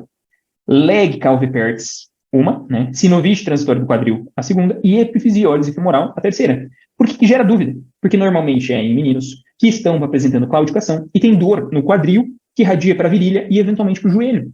Tá? Um paciente que chega claudicando de um lado e está com a dor no quadril que corre para a virilha e joelho. Tá? Então, a historinha é parecida. Mas a leg calvipertis vai ter o quê? Vai ter um paciente mais novo. Tá? Essa é a dica. Um paciente mais novo, um paciente em média aí de uns 6, 7 anos. Coloca aí, ó. Você vê o paciente com essa historinha de 6, 7 anos, você vai direcionar mais para essa. Tá? E aí o que ocorre é uma necrose avascular da cabeça do fêmur. Tá? Você tem uma necrose, não se entende muito por que acontece essa necrose, e ele depois muda de posição, né, e vai reformular ele numa posição alterada. Então você vai ter um encurtamento, eventualmente, né? Então é uma necrose vascular, e depois você tem a melhora espontânea, por isso que você tem que estabilizar, você tem que conter a articulação no local adequado para deixar que ele melhore no local adequado, né, que não fique numa posição anômala, tá? A sinovite transitória, ela é idiopática, mas a grande dica é o quê? Pós-infecção. pós-infecção positiva, ele vai te falar claramente que teve uma infecção viral e que o paciente desenvolveu esse quadro de calcificação, dor no joelho, que irradia para virilha, dor no quadril, que irradia para o joelho e para a virilha, tá? O tratamento vai ser repouso anti-inflamatório, tá? Não é nada que deixa consequência a longo prazo. E a epifisiólise é um paciente que é mais velho, então 12, 13 anos. É diferente desse aqui que tinha 6 e 7, agora é 12 e 13 anos, né? E o raio-x, você tem as linhas de Klein, né? Eu vou trazer aqui para vocês. É bem interessante a gente ver isso, porque realmente você tem uma articulação, que é a cabeça do fêmur, que ele desliza a cabeça, né? Então você fica com uma posição alterada. Vou mostrar aqui para vocês que é basicamente você traçar uma linha, linhas de Klein. Epifisiólise do fêmur, né? Aqui, ó. Opa, não está compartilhando, né? Vamos lá. E eu quero que vocês me falem qual lugar qual que tá alterado desses dois aqui, ó. Qual que está alterado desses dois? Ó, isso aqui são as linhas de Klein. Isso aqui. Você estabelece uma linha aqui, retinho, e aqui também retinho, né? Qual que está alterado desses dois? Right, direito, ou left, esquerdo? Isso aqui é epifisiólise, ou seja, lembra que escorregou a cabeça para baixo. Escorregou para baixo. E aí? Coloca aí para mim. Vocês estão vendo, né? Qual que está alterado? O direito ou está alterado o esquerdo? Tá vendo bem? Aí, ó, recebi um comentário. Direito, boa, Maria Ângela. Perfeito, perfeito. Luciana também, perfeito. Ó, o que é o normal? É você colocar, ótimo, é você traçar a linha e essa linha atravessar a cabeça do fêmur. Agora, se não atravessa, quer dizer que o quê? Quer dizer que escorregou, quer dizer que deslizou essa cabeça do fêmur, né? Então, aqui o que está alterado é que não passa sobre a cabeça do fêmur, tá? Isso que são as linhas de Klein aqui desse quadrinho de resumo, né? E aí, pô, se escorregou, eu vou ter que fixar, vai ter que botar um parafuso para fixar, tá bom? Então, nesse quadro, nessa questão, um paciente de 12 anos, não é 6, 7 anos, 12 anos, né? Não tem infecção aqui, tá? Não tem infecção aqui, então vai ser epifisiólise femoral, tá? E, Lucas, essa última aqui, ó, Osgood-Schlatter, né? É uma situação em que a criança, ela vive praticando esporte, ela faz basquete, ela joga futebol, ela joga futsal, e não para. Aí, por esse extremo exercício, acaba gerando lesão ali, no local de inserção, na tuberosidade da tíbia, né? Então, você tem uma epifisite da tíbia. Aí você tem dor, edema e tumoração na tíbia proximal, tá? E a conduta é mandar a criança ficar quieta, né? Sossega um pouquinho que vai melhorar, tá? É aquela criança Osgood-Schlatter. É bem interessante, você vê realmente uma tuberosidadezinha aqui, ó. Ó, que interessante. Ó, você vê uma tuberosidade na parte proximal da tíbia, né? E isso se acredita que seja justamente por estar fazendo muita atividade, pula, vem, joga vôlei, joga basquete, joga não sei o quê, joga tudo possível que joga, e aí gera essa lesão na parte proximal da tíbia, tá? Aqui, ó, uma epifisite, né? Uma epifisite, ó, na parte proximal. E aí fica essa protuberância, certo? Legal, né? Interessante. Essa parte aqui não é algo muito comum de a gente ver, né? Mas é bem interessante, certo? Alguma dúvida? Ficou claro? Ficou tranquilo? Me avise aí se está tudo bem. E aí vamos seguindo para a questão de número 59, né? Uma questão que traz uma paciente, né, de 24 anos, que apresenta sangramento vaginal volumoso no puerpério imediato de parto vaginal sem episiotomia. Relata como antecedentes pré-natal e parto vaginal sem intercorrências ou morbidade associada à gestação. Ao exame físico, apresenta irregular estado geral, confusa, com frequência cardíaca de 138, ou seja, o paciente está estável, ela sangrou bastante, né? A ausculta cardíaca com ritmo cardíaco regular, 2 tempos, bolhas ok, sem sopro, ausculta pulmonar ok, sem ruídos, blá. O exame do abdômen da paciente evidencia um útero amolecido e palpável 8 centímetros acima da cicatriz umbilical. Ué, Lucas, depois do parto não tem que acontecer a contração uterina? Não tem que estar na altura da cicatriz umbilical, depois do parto contrai, né? E aí você aplica lá a ocitocina intramuscular justamente para ajudar nesse processo? Então, esse útero está o quê? Está sofrendo de atonia, a principal causa de hemorragia pós-puerperal, tá? Em análise do partograma, foi constatado o uso de ocitocina de 5 unidades durante as 14 horas de condução do trabalho de parto. Diante do quadro apresentado, a conduta inicial adequada é iniciar imediatamente a infusão de ringerlactato, 1000 ml em excesso venoso calibroso, realizar massagem uterina e uso de drogas alterotônicas. Sim, perfeito, isso aqui é a conduta, né? Sempre, minha gente, sempre que você vê um paciente que sangrou, está instável, isso está se repetindo. O que você vai fazer? Você vai fazer reposição hidroeletrolítica, reposição hídrica, tá? Reposição volêmica, vai hidratar o paciente, né? E aí, é causa de atonia, o que a gente vai fazer? Que é a principal causa de hemorragia pós-puerperal, vamos fazer massagem. Como é que é a massagem? É bimanual. Você coloca um punho dentro da vagina para poder pressionar a manobra de Hamilton, né? E você faz massagem, tá? E além disso, o uterotônico, o que é isso? Ocitocina, né? Vai ser ocitocina endovenosa, não é só ocitocina intramuscular agora é endovenosa. E agora eu quero que vocês coloquem para mim. Quais são as outras causas de hemorragia pós-puerperal? A gente tem 4 principais. E a gente tem um macete para guardar, né? São 4. Tá dando câimbra aqui no meu dedo. São 4 principais, né? Quais são? Primeiro a gente falou. Primeiro TTT, vamos lembrar dos 4 T's, é tônus, é atonia uterina. Qual que é a segunda, terceira e quarta? Isso é importante ter de cabeça. segundo, terceiro e quarto. A dica é que tem outros T's aí no meio. Lembra? Ótimo, isso aí. T de tecido. Qual outro T? Olha que interessante como a questão, ela faz questão de colocar algumas coisas pra gente, né? Quer ver? Eu vou dar uma dica para vocês aqui. Ok, tecido é restos ovulares. Então, um T a gente foi. Cadê o resto? Outros T's, ó. Ele falou aqui, ó. Sem episiotomia. Olha só, já nos deu uma dica de outra coisa, né? Deixa eu ver se vocês colocaram. O Edilson colocou trajeto. Isso, trauma do canal. E isso aí, transtorno de coagulação. Perfeito, foram os 4 T's, então, ó. Tá aqui para vocês, coisa linda, ó. 4 T's, então, T de tônus, atonia uterina, que é o principal. T de trauma, que é a laceração do canal de parto. T de tecido, que é o terceiro, restos placentários. E o quarto T é de trombo, coagulopatia, tá? Eu não gosto muito desse acrônimo aqui, né? Horrível de lembrar dessa forma. Mas se ajudar alguém, tá valendo, né? Se ajudar vocês a lembrar. Acrônimo morreu, né? Primeira medida, massagem. Segundo, ocitocina e outros uterotônicos, né? Ergo, misoprostol, preferência via retal, né? Até 800 microgramas. Além disso, revisão do canal de parto, manobra de Hamilton, né? Que é a ideia da massagem. Aqui é a manobra de Hamilton, massagem no fundo uterino, toque de manual. Então, a manobra de Hamilton tá aqui na massagem, tá? Rafia B20 depois rafia das artérias uterinas, embolização seletiva das artérias uterinas e em último caso, a esterectomia. Você não me marca a esterectomia se ele não fez todo o resto antes, tá? Tem que ter seguido as etapas.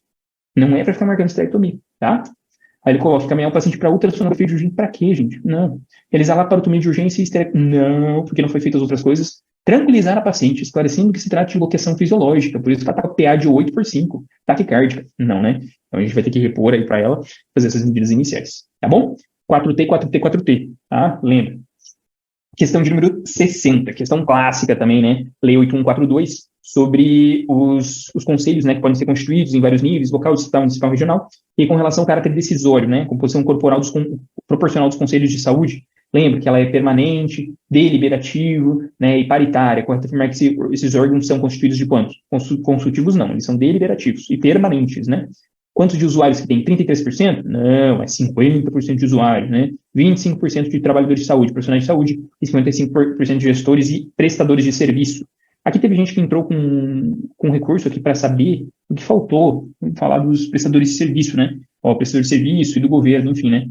Ó, 50% de entidades e movimentos representativos dos usuários, 25% de entidades representativas dos trabalhadores da área de saúde, 25% de representação do governo e prestadores de serviços privados ou conveniados ou sem fins lucrativos. Ele encurtou o caminho aí, né? A gente que entrou com recurso, que não é só gestor, mas a banca não deu. No princípio, até porque não tinha outra alternativa, né? Aquela ideia de você não brigar com a questão na hora. Quando você viu que é a melhor alternativa, marca, depois tudo bem. Você briga, fala que estava errado, enfim, xinga, mas na hora marca o que é mais correto, né? Questão de número 61. É aquela questão longa, aquela questão mais maçante que a gente vai fazer o quê? Vamos lá. Pular para ver sobre o que se trata. Considerando-se quase o clínico a respeito do diagnóstico de síndrome de Wernicke-Korsakoff. Então, a gente não precisa nem gastar neurônio, ele deu o diagnóstico para a gente. Síndrome de Wernicke-Korsakoff. Quais seriam, respectivamente, o fator etiopatogênico dessa síndrome e a conduta terapêutica adequada para o paciente? Então, gente, com isso, eu estou satisfeito. Eu não preciso nem ler o enunciado, nem gastar. Olha só o tamanho disso aqui. Nem gastar neurônio para isso. Porque eu sei que eu estou na 61, eu vou chegar na 90 cansado. Né? Então, assim, o síndrome de Wernicke-Korsakoff, isso acontece por quê? Por traumatismo crânioencefálico? Não, né? Isso acontece por alcoolismo, né? E aí, o que é falta de tiamina, né? Falta de vitamina B1. Então, o que eu vou fazer? Vou fazer hidratação com soro glico fisiológico, complexo bioral. A gente sabe que soro glico tem que ter muito cuidado. A gente não dá soro glico antes de repor paciente etilista, crônico, enfim, pesado. A gente não faz soro glicosado antes de dar tiamina parenteral, intravenosa ou intramuscular, 500 mg 2 a 3 vezes por dia. Então, assim, eu não li o resto aqui, né? Mas com isso eu tranquilamente marco a letra B, porque não é TCE, tem que cuidar com o soro glicosado, né? E a gente vai repor a tiamina, tá? Vamos ver o que eu trouxe aqui. Aqui, ó. Isso aqui já caiu uma questão bem parecida, a questão 33 da versão de 2016, né? Olha só. Objetivos do tratamento: aliviar os sintomas persistentes, prevenir o agravamento das convulsões ali, e olha só, glicose sem uso prévio de tiamina devido ao elevado risco de desenvolvimento de encefalopatia de Wernicke, dose de 200 mg, enfim. Então, primeiro a tiamina, tá? Primeiro a tiamina, depois você faz a glicose. Tá bom? Show de bola? Tranquilo, o que vocês acham? Vocês conseguem treinar em casa? Isso eu quero de vocês, treinamento, né? Que a gente só vai ter segurança treinando. De assim, ele te deu o diagnóstico de conduta direto, nem precisa da história, tá? Korsakoff, nome. Isso, ó, o Franklin já lembrou, já fez associação, né? O alcoolismo, Korsakoff, nome de vodka, eu não conheço. Mas já associou, beleza, e você sabe que tem que fazer tiamina antes, tá? Treinem para poder ficarem seguros com isso, tá bom? Questão de número 62. Traz pra gente um paciente de 40 anos, diabético e obeso, que compareceu ao pronto-socorro com evolução de 24 horas de dor em nádega direita e febre. O exame físico indica a nádega direita sem sinais de flogose com dor após perianal. O que é isso? O que é isso, gente? O que tem nesse paciente? Ao exame de toque retal, notou-se fezes e discreta elevação da mucosa a cerca de 6 centímetros da margem anal. Neste caso, deve ser prescrito ao paciente o uso de anti-inflamatório, antibiótico, anti-inflamatório. A gente vai realizar banho de assento, vai realizar drenagem, o que vocês fariam? Ó, não tem sinal de flogose, não tem sinal de flutuação. Vocês vão drenar um paciente que não tem sinal de flutuação? O que vocês me dizem? Drena, não drena, dá um antibióticozinho, manda botar compressinha quente em casa, bota compressinha quente para amolecer. Depois você volta. E aí? Paciente diabético. Aí você já dá para paciente pegar, volta quando amolecer, quando tiver com Fournier, aí você volta e a gente dá um jeito. O que vocês acham?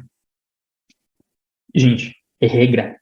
Abscesso perianal é drenagem cirúrgica. Lucas, mas não tem flutuação, não importa. É drenagem cirúrgica. Mas Lucas, vai só sair sangue, não vai... Não importa, é drenagem cirúrgica. Cara, isso não pode acontecer, principalmente, independente do paciente, mas principalmente paciente diabético, tem risco super elevado de gangrena de Fournier. Não inventa moda, drena esse abscesso, tá? Não tem papo. Tem que realizar tratamento cirúrgico de drenagem, tá bom?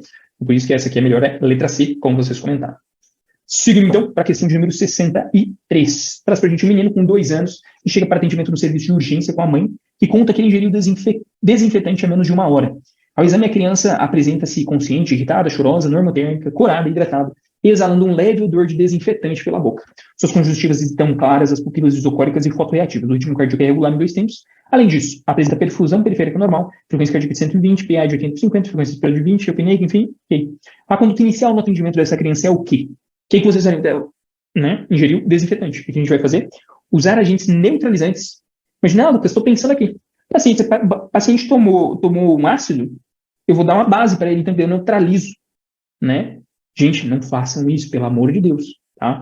Quando você tem um ácido com uma base, você forma um sal e você libera calor. Você é uma reação exotérmica. Então imagina você neutralizar a lesão. Meu Deus, você vai correr o risco de causar uma perfuração intestinal na criança. Então nunca faça assim. Mas é só na pele. Caiu ácido sulfúrico para jogar uma base. Não, vai causar queimadura, tá? Lembra que não se faz isso. B. Fazer lavagem gástrica e utilizar carvão ativado para absorver a substância. Não. Eu vou mostrar para vocês um resuminho aqui, ó. A gente tem uma situação de agente químico. Então a gente não vai utilizar nessa forma, tá? Vou trazer um resuminho aqui para vocês. Induzir o vômito para eliminar a maior quantidade possível de substância ingerida? Não, né? A gente não vai ficar futucando, porque senão vai piorar. Examinar a mucosa oral e observar por 2 a 4 horas para verificar se permanece íntegra. Exatamente. Lucas, mas como assim? Como assim que já passou aí um tempinho, menos de 1 hora, mas já passou um tempo, vai ser, a lesão, quando ela passa o esôfago, chega no estômago, é algo rápido, né? Então, se a lesão aconteceu, ela já aconteceu, né? Não vai ficar causando vômito que vai reincidir, tá? Então, você vai ter conduta expectante de ir observando para ver se tem alguma lesão específica, tá? Eu trouxe para vocês, isso aqui é da drenagem, né, que a gente tem que fazer, ó, que independente da situação, vamos fazer drenagem. Antes de a gente seguir, isso aqui é importante, tá? Porque pode ser que eles cobrem de vocês a localização dos abscessos. Como tá uma coisa mais específica, hein? E eu achei essa imagem muito boa, só para a gente revisar, antes de a gente ir para a parte de intoxicação, esse resuminho muito legal aí de localização dos abscessos, né? Bate o olho ali, depois em casa você faz um resuminho, né? Que os abscessos, eles sempre nascem naquela região ali, ó, interesfinteriana, né? Eles vão ter origem aqui, só que como é uma região de muita pressão, normalmente isso aqui aperta e ele cai para baixo. Então, por isso que a localização mais comum é perianal. Lucas, então ele nasce aqui interesfinteriano, né? Aqui estão as glândulas. Mas ele é empurrado para baixo por causa da pressão do esfíncter aqui, né? E esses são 2 esfíncteres. Eu tenho o mais complexo, que deve ser isso que o retal, aqui na nádega, você vê uma induração na nádega, e o mais difícil do tratamento, que é o abscesso supraelevador. Daí está acima dessa musculatura aqui, tá? Aqui, eventualmente, a gente vai ter que fazer ressonância, enfim, para identificar. Fica a imagem aí, tá bem bonita para vocês depois revisarem em casa, tá bom? O que a gente tem? Isso aqui é a coisa mais importante, porque você sempre pensa, né? Paciente intoxicou, a primeira coisa, vamos fazer o antídoto. Quero pensar no antídoto. Não, esse paciente ele tem que ser avaliado para estabilização do quadro, né? Ele é um paciente, então sempre a primeira ideia do ABC. Via aérea, circulação, tudo isso, tá? O principal foco é seguir os ABCs, né? Básico da ressuscitação, proteção da via aérea, adequação da ventilação, mantendo o estado circulatório do paciente ok, né? E suporte vasopressor se necessário. né? Então, o paciente, se tiver uma broncoaspiração, piora, né? Se tiver uma insuficiência respiratória, você garante a situação, principalmente o paciente que usa aí benzodiazepínicos, opioides, enfim, tem depressão da parte respiratória, né? Do centro respiratório. Uma vez que o tratamento de suporte tenha sido iniciado e a ameaça imediata para a besta tenha sido estabilizada, deve-se então progredir para medidas específicas de descontaminação, de eliminação, de terapia focada nos antídotos, mas depois de você ter feito isso, tá? Aí aqui, ó, interessante saber sobre o carvão ativado e a lavagem gástrica, né? A lavagem gástrica consiste na passagem da sonda, grosso carídeo, aí você coloca o paciente decúbito lateral esquerdo, cabeça em nível, enfim, e você, através da sonda, administra volumes de soro fisiológico, mantendo a sonda aberta, né, em posição inferior ao paciente. Poucos dados ou evidências que mostram eficácia e não deve ser realizada rotineiramente para os quadros de pacientes intoxicados já, né? So, a American Association of Poison Center sugere que apenas seja realizada dentro de 1 hora após a ingestão de um agente tóxico potencialmente ameaçador e que não se dissolve o carvão ativado, que é preferível ao uso da lavagem, né? Ao qual não existe antígeno mesmo assim, enfim. Aí continua. Isso aqui está dentro do Red Book para vocês, tá? Vale a pena dar uma lidinha porque eles também estão gostando de cobrar isso aqui. Caíram, acho que umas 2 questões de intoxicação, né, nessa prova. Show? Vamos seguir, então, a questão de número 64, questão clássica, né? Você está ali, você olha a imagem, beleza. Né? Com relação à foto, é correto que se afirma que se trata de uma apresentação cefálica. De que tipo? E essa imagem aqui, o que vocês acham? Isso aqui é uma defletida de primeiro, segundo, terceiro grau ou fletida? O que vocês colocariam? Qual é a apresentação cefálica que a gente tem?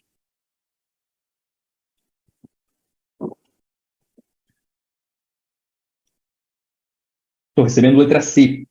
De terceiro grau? Opa, recebi um segundo. Defletida de qual grau?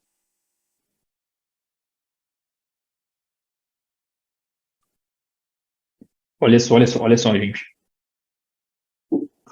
Quando essas imagens você tem que ter de cor. Inclusive, é algo bem interessante na prática, né? Já tiveram uns 2 casos de a gente tocar a paciente e sentir e achar que tá pélvico. Porque a bochechinha parecia as nádegas e a cavidade oral parecia regional. E a gente, não, pélvico, né? Pélvico incompleto ainda, porque não estamos sentindo os pezinhos, né? E na verdade era de face. E esse quadro aqui, gente, tem que bater, ó. Você tá palpando qual que é a nossa referência aqui, ó. É a face, você tá palpando aqui a boquinha, nariz, isso aqui é de terceiro grau, tá? Esse aqui é de terceiro grau, tá? Então esse aqui, cara, esse aqui não pode ter do terceiro grau. Lucas, mas e quando que é de segundo? Quando que é de segundo? Para eu sei que uma imagem para vocês, ó. De segundo, o teu ponto de referência, ó, vai ser principalmente o quê? A raiz do nariz, tá? Vai ser a glabela, a raiz do nariz, e esse é o ponto de referência. Aqui, você palpa a face inteira de terceiro grau, tá? Ah, Lucas, então aqui, fletida, beleza. Defletida de primeiro grau que a gente palpa o bregma, né? E aí, depois raiz do nariz, ou glabela, e por fim a face, tá? Ok? E aí eu tenho um macetezinho, então esse aqui é C pra gente, tá? Defletida de terceiro grau de face. Questão 64, né? E eu tenho uma regrinha para vocês, que é bobinho, né? Mas ajuda, ó. Quer ver? Que é para as defletidas. Bucha sempre no meu mês foda. Bucha sempre no meu mês foda. O que é isso, né? As coisas que não começam a dar errado parecem bem tudo junto. Né? Porque é tudo de uma hora para outra, né? Aí você tá lá, teu carro estraga, aí do nada começa a fazer umas compras internacionais do teu cartão, então clonar do teu cartão, aí o notebook estraga, aí você briga com a esposa, com o esposo, começa a aparecer tudo junto, né? E naquele mês que tá mais difícil o trabalho, vem tudo junto. Então é bucha sempre no meu mês foda, tá? O que é isso? Vou mandar aqui nos comentários para vocês. B de Bregman, tá? Então é o ponto de referência e a linha de referência, tá? Então defletida de primeiro grau é Bregman, o ponto de referência, e a linha é ságito metópica, tá? Defletida de segundo grau, o ponto de referência é naso, né? Naso, a raiz do naso, ou glabela, tá? E a linha é metópica, linha de referência, tá? E aí, no terceiro, a ponto de referência aumenta, você palpa o queixinho, né? E a linha é facial. Tá? Então, bucha sempre no meu mês foda, tem as iniciais para os pontos de referência e para as linhas de referência. De novo, primeiro, defletida de primeiro grau, bregma e sagitometópica, defletida de segundo grau, naso ou glabela, né? Aqui, e a linha é a metópica, e mento e linha facial, defletida de terceiro grau. Tá bom? É isso. Uns macetes bobinhos, às vezes, mas ajuda a gravar, tá valendo, né? E aí vou brincar um pouquinho com vocês aqui. Esse paciente esse feto aqui, ele está em que situação? Qual que é a situação desse paciente? Deixa eu colocar aqui no chat. Qual que é a situação desse paciente? Ixi, agora? Agora pegou, né? Estática fetal. Qual que é a situação desse feto? Coloca aí para mim. situação, é a mais comum. É a mais comum que a gente encontra. Se alguém quiser já se adiantar, posição. Esquerdo ou direito. E aí? Ok, Luciana, dorso para direito, perfeito. E a situação? Como é que está a situação do nosso paciente? Ah, Lucas, a situação está complicada. Ele está um defletido de terceiro grau, vai ser difícil. Mas nasce. Ótimo, colocou situação longitudinal. Lembra que a situação ou é longitudinal, transverso ou oblíqua. Bom? Show de bola? Show. E qual que é a variedade de apresentação, né? Que mais tem dificuldade de apresentação cefálica, que mais tem dificuldade para nascer por via vaginal? Defletida de primeiro, segundo ou terceiro grau. Qual que tem a maior dificuldade disso? Cai direto. Fica direto. Questão acho que foi da USP São Paulo, a prova mais difícil do Brasil, nessa última, segunda, terceira prova, agora caiu direto, assim, das apresentações abaixo. Aí colocou defletida, nem a imagem que a gente tem ali da apostila, né? Defletida de primeiro, segundo, terceiro. Qual que apresenta a maior dificuldade de nascer por via vaginal? Que é a indicação de cesárea, inclusive. Qual você diria? A, B, C ou D. Vai ter, inclusive, assim, vai cair na prova de vocês, ó. Próxima prova. Qual tem mais dificuldade de nascer por via vaginal? Segundo grau, boa, letra C, né? Se fosse aqui nesse caso, segundo grau, defletido de segundo grau, tem maior dificuldade porque eles põem um diâmetro maior, tá? Esse diâmetro aqui é maior de apresentação. Show? Show de bola. Seguindo, então, próxima questão. Se tiver alguma dúvida, deixa aí pra mim, tá? Questão 65, questão dificílima, né? Um paciente com 10 anos, pertencente a uma comunidade ribeirinha na região de Tapajós, é atendido em uma unidade básica de saúde fluvial por médico de família e comunidade, queixando-se de parestesia e fraqueza em membros inferiores, desequilíbrio, tremores, além de dificuldade de aprendizagem, tonturas e irritabilidade. Os pais relatam que mais recentemente a criança vem apresentando também dificuldade para falar.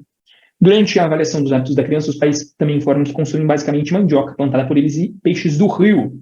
Referem ainda, olha, aqui vem a dica da questão, que reside em uma área que já vem sendo ocupada por um grupo de garimpeiros ilegais há alguns anos, que tem alterado as características das águas do rio. Então é isso que ele quer dizer para você. Cara, o que eu uso para separar metais?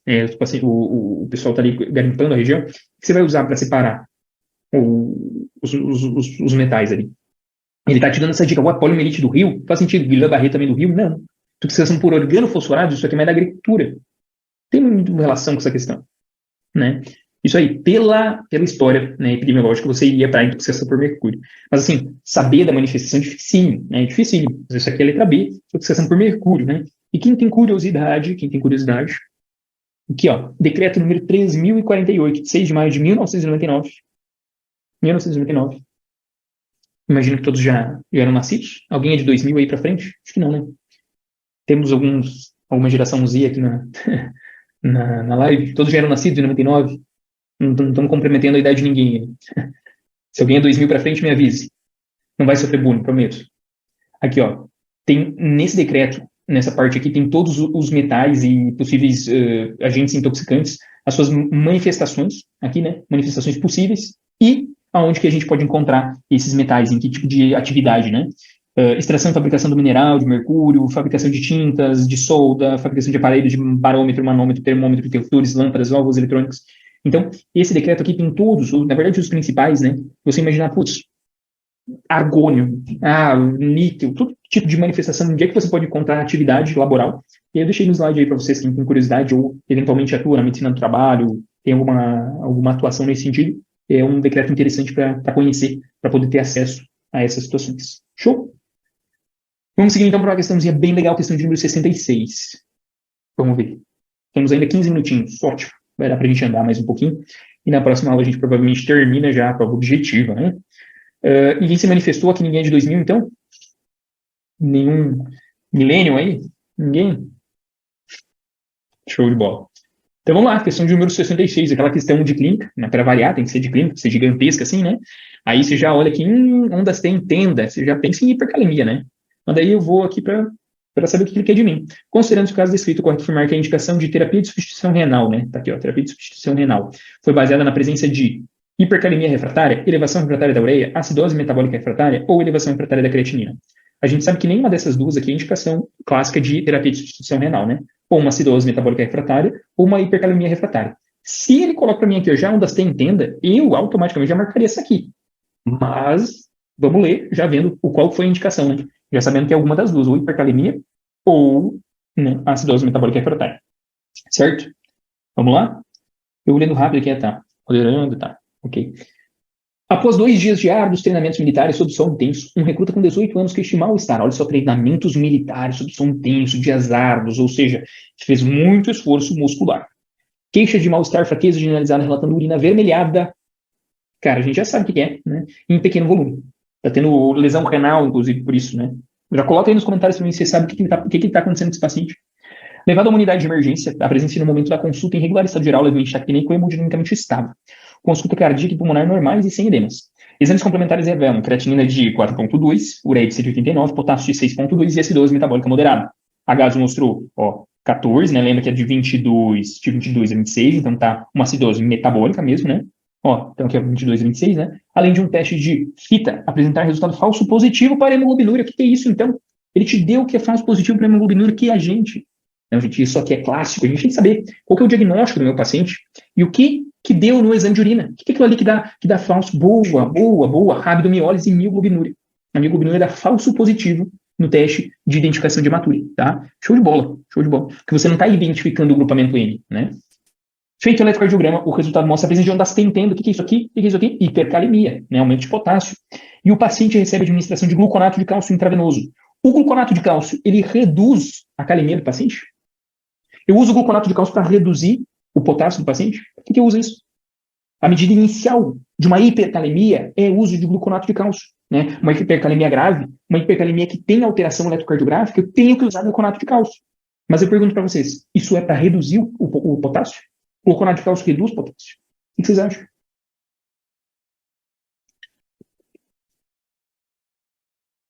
Coloca aí para mim. Ila, Edilson, Taine, Nádia, vocês estão quietinhos? Nina, coloquem aí para mim. O gluconato de cálcio reduz? É para quelar. Não é quelante. Porque o quelante ele vai reduzir, né, o potássio. Por que diabos? Você já se perguntou por que diabos eu uso gluconato de cálcio? Porque é só em casos que tem alteração eletrocardiográfica e nos casos graves de hipercalemia, ou seja, acima de 6,5, né, 6, que tem risco de causar parada cardiorrespiratória. Para hipercalemia, é grande risco, hipercalemia grave, de parada cardiorrespiratória. É para estabilizar a membrana. Anota aí. Gluconato de cálcio, ele estabiliza a membrana miocárdica. Então, evita de causar arritmias malignas no paciente. Então, o gluconato de cálcio é a primeira medida, por quê? Porque salva o paciente. Evita o paciente ter uma arritmia maligna, de parar. Tá? Mas não reduz o gluconato de cálcio, não é para reduzir o potássio. Tá? Então, olha só que questão bonita, né? A clínica tem dessas, de ter umas questões gigantes, mas, cara, é lindo demais, né? Além disso, diante da hipótese principal, cuja etiologia provável parece ser rabdomiólise, olha só, eu pedindo para você estava aqui, o paciente inicialmente tratado por via endovenosa com reposição nídrica, oferta de bicarbonato de sódio 8,4, glicoinsulinoterapia. Isso aqui reduz, tá? Glicoinsulinoterapia reduz. Além de nebulização regular com beta-2 agonista, isso aqui reduz também o potássio, tá? Guarda o potássio dentro da célula. Algumas horas depois, o paciente mantém-se estável, sem sinais de uremia ou congestão pulmonar. Seus exames de então revelam creatinina de 3,9, ureia 165, potássio 6,1, bicarbonato de 20. Nesse momento, o médico opta pela instituição de terapia de substituição renal. Por quê? Cara, tá 6,1, tá muito alto, qual que é o normal? Vocês lembram? Altas é de 3, 4,5, então tá muito alto. Acima de 6, cara, a gente tem que baixar isso aqui. Lucas, mas eu dei o gluconato de cálcio. O gluconato de cálcio tem uma meia-vida. Lucas, mas eu posso repetir. Cara, você vai ficar repetindo o gluconato de cálcio para sempre? Não, você dá o gluconato, estabiliza e limpa esse potássio. Né? Se fez glicoinsulinoterapia, fez beta-2 agonista, fez bicarbonato de sódio, não melhorou, cara, hipercalemia refratária, você fez tudo que você tinha, né? Então sim, vamos fazer por isso, tá bom? E aí eu trouxe para vocês aqui, essa furinha é linda, né? Você tem a liberação de grande quantidade de potássio, que é o principal íon do intracelular, tem grande elevação de CPK, né, que indica o quê? Indica lesão muscular. Você tem liberação de fosfato também em grande quantidade, que causa uma hipocalcemia eventualmente. E qual que é o tratamento? Olha a coisa linda aqui, esse resuminho, né? Primeira medida, eletroalterado, né? O potássio está mais grave, ou seja, acima de 6,5, isso aqui é indicação de estabilização da membrana, gluconato de cálcio 10%, tá? Segunda medida, reduzir o potássio. Se a gente estabilizou, não vamos deixar alto, né? Então, armazenar na célula, ou seja, joga para dentro da célula. Glicoinsulinoterapia, você dá um pouquinho de glicose junto com insulina, né? Lucas, por que eu tenho que dar glicose junto? Porque senão o paciente faz hipoglicemia, né? Ele fica mal da hipoglicemia. E você pode dar beta-2 agonista inalatório e bicarbonato de sódio, se houver acidose, como era o nosso caso. Ele seguiu conforme é o indicado. Estava refratário, o que a gente fez? terapia de substituição renal, tá? Isso aqui, ó, resina de troca, aqui, ó, Sorcal, isso aqui é uma forma de a gente perder pelas fezes, né? Ou então furosemida, que expolia potássio, aí pela urina, tá? Por que furosemida expolia potássio mesmo, vocês lembram? Lembra que a furosemida vai bloquear ali na alça de Henle, e aí chega muito sódio lá no túbulo coletor na parte cortical. E aí tem a função da aldosterona, que é puxa sódio, vai potássio, vai H+. Vai potássio ou vai H+. Aí ele fica jogando, né? Fica jogando potássio, H+, enfim. Mas aí você gera uma hipocalemia por causa do uso da furosemida, né? No caso, você vai regularizar, né? Porque ele estava hipercalêmico, então você regulariza nesse sentido, tá? Então, resuminho lindo, tá? Lindo, lindo, lindo. Anota aí e a gente vai seguindo. Ficou alguma dúvida? É um pouquinho mais difícil, né? Mas você vê que é uma questão bonita, né, cara? Questão legal. Ficou alguma dúvida com relação ao manejo? Anota isso aí, né? Tá dentro da questão mesmo, a ordem, mas a questão da perda renal ou digestiva aí é interessante notar, que a furosemida faz perder pela parte renal, né? Que aumenta a ação da aldosterona ali, né? Vem sódio, vai potássio, vai H+. Vai potássio ou vai H+. E aí resina de troca, Sorcal aí, né? Show de bola?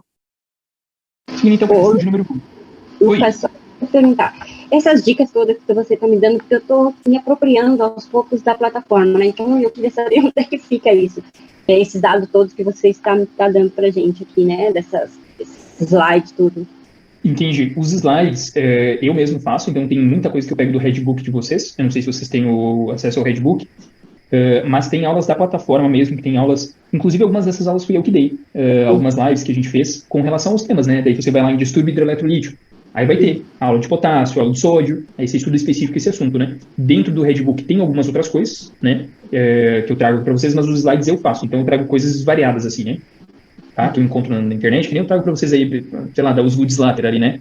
Eu pesquisei aqui na hora, enfim, eu trago para vocês, mas tem no Redbook, boa parte das coisas tem ali, tá? Então, o que eu sugiro para vocês, né? Que vocês façam um resumo, e aí, caso tenham alguma dúvida com relação ao assunto, Lucas, eu estou inseguro com relação ao distúrbio eletrolítico, não lembro direito, aquela parte de sódio, se eu põe sódio, quando que é, o que é SADH, o que é não sei o quê, hipocalemia também, enfim. Aí eu recomendo que vocês aprofundem na aula da plataforma, né, que vocês têm acesso, e o Redbook, caso vocês tenham acesso também. Aí você lê o capítulo, assiste a aula, que é mais formal, né?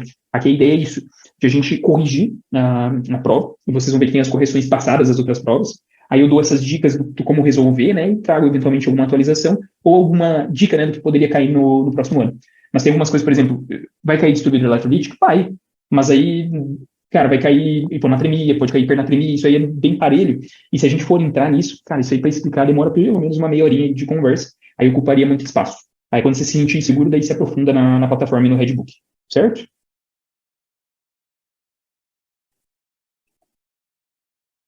Tranquilo? Vamos seguir então para a última? Será que ficamos aqui o resto do sábado juntos? E já terminamos tudo. Quem foi que perguntou antes? Tá tudo certo? Se tiver mais alguma dúvida, qualquer coisa, pergunta também o pessoal do suporte, né? Que eles conseguem passar os materiais. O material específico, quero para estudar. Eles têm os materiais também, além do Redbook, enfim, as aulas e outras lives passadas, né? Com relação a esses temas. Tranquilo?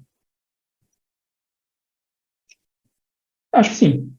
Então, seguindo aqui, questão de número 67. Traz pra gente uma paciente com 40 anos. Cara, esse era o padrão habitual. Esse aqui é uma questão com cara de revalida, né? Que eles faziam antigamente muitas questões dessa forma, que é o quê? Você reconhecer o diagnóstico, muito focado nessa questão do diagnóstico e saber se você tratava na ABS, se você encaminhava, esse era o grande pano de fundo do revalida. Agora eles estão começando a se passar algumas coisas, né? Com um tratamento mais específico, mas essa questão é carinho de revalida, cara. É assim, ó, clássica questão, né?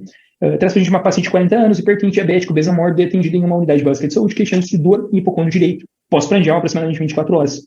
Relata início súbito, tipo cólica, constante, com piora progressiva e radiação para dorso e ipsilateral, associada a náuseas, vômitos e calafrios.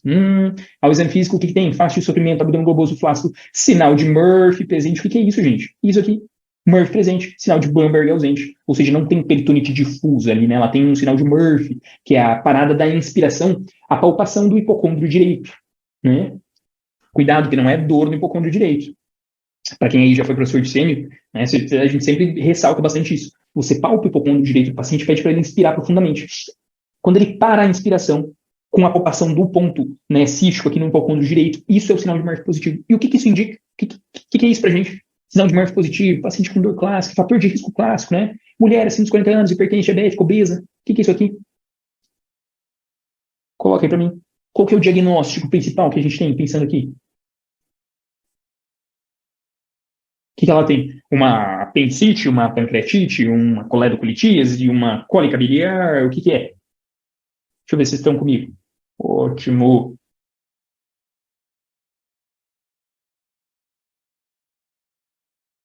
Olha só, olha só, olha só. Vamos voltar um pouquinho. Eu recebi uma apendicite.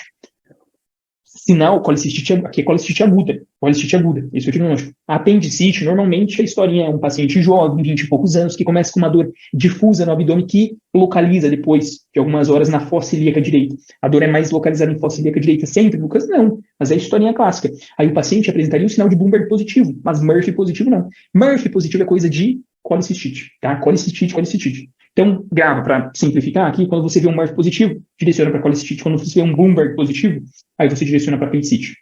Tem outras coisas que causam irritação peritoneal ali difusa, mas direciona assim. Claro que vai ter os outros sinais, né? Rovzinho, sinal de Dunphy, para apendicite, né? Mas o mais clássico é o Bloomberg, tá? E o sinal de Murphy mais clássico é para colicistite. Eu pergunto a vocês, colicistite vocês vão tratar? Vocês vão tratar na UBS?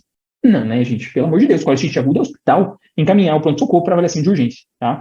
Letra A. E essa questão, cara, eu defendo que esse tipo de questão deveria cair. Lucas, diagnósticos variáveis, sim, mas né, a prova é para certificar vocês de serem médicos generalistas, né? Então, assim, o generalista precisa saber a dose específica de um manejo de conduta, uma convulsão refratária no neonato?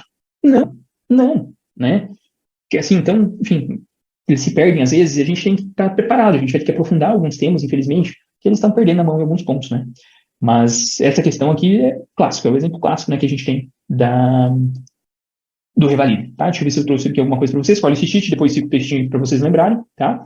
E aí eu pergunto para vocês, eu não vou fazer a próxima, na verdade eu vou fazer rapidinho aqui, mas eu quero perguntar para vocês, a partir dessa imagem, e aí coloca rapidinho para mim, se eu tiver um cálculo aqui, o que eu chamo? Eu não tenho infecção, só tenho um cálculo aqui, nesse caninho aqui, vocês estão vendo? Esse aqui, ó. Como é que eu chamo a alteração que é o cálculo ali nessa região? Isso é importante a gente ter em mente. Não, o cálculo migrou daqui e impactou aqui.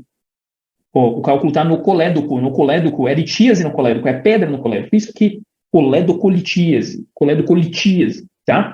Se eu tenho um cálculo só dentro da vesícula, que ele vem, né, ele fica aqui sambando, aí ele dá uma voltinha para cá, não impacta e volta. Né? Não fica impactado, ele só veio aqui, deu uma voltinha, deu uma dorzinha, durou menos de 6 horas, não deu febre. O que é isso aí? É que fica dançando ali dentro da vesícula, que vai, não impacta. Como é que a gente chama isso? Como é que a gente pode chamar essa alteração? De um cálculo que está ali, vem, não impacta, ele não fica impactando, não causa febre, causa dor. Depois de comer aquela comida gordurosa, mas ele não impactou. Isso é o clássico da cólica biliar. Isso, cólica biliar, né? Lucas, é uma colelitíase? Pode ser, né? Uma litíase dentro da vesícula, que é diferente de coledocolitíase, entende? Tá? E alguém comentou ali de síndrome de Merise, essa é uma coisa mais específica, né? A síndrome de Merise é uma coisa estranha. Como assim estranha, Lucas? Porque numa colicistite aguda é o paciente que a gente viu ali. Colicistite aguda é um paciente que não tem icterícia, tá? Não tem icterícia por quê? Porque a icterícia é quando você obstrui a via principal, o colédoco, tá? Para ter icterícia, você obstrui o colédoco. E a colicistite é uma obstrução do cístico, do ducto cístico ali do lado, que tem da vesícula. Agora, a síndrome de Merise é uma coisa estranha, porque você tem um quadro de colicistite com icterícia. Aí você fica, meu Deus, será que é uma colangite? Não. Esse caso é mais específico, né? Mas do jeito que o Revalida tá, vai aqui, né? Então vale a pena a gente conversar, como vocês comentaram. É uma colicistite, ou seja, eu obstruo o meu ducto cístico aqui, só que essa vesícula ela cresce tanto que ela começa a cotovelar, começa a vir para cá e obstruir o ducto colédoco.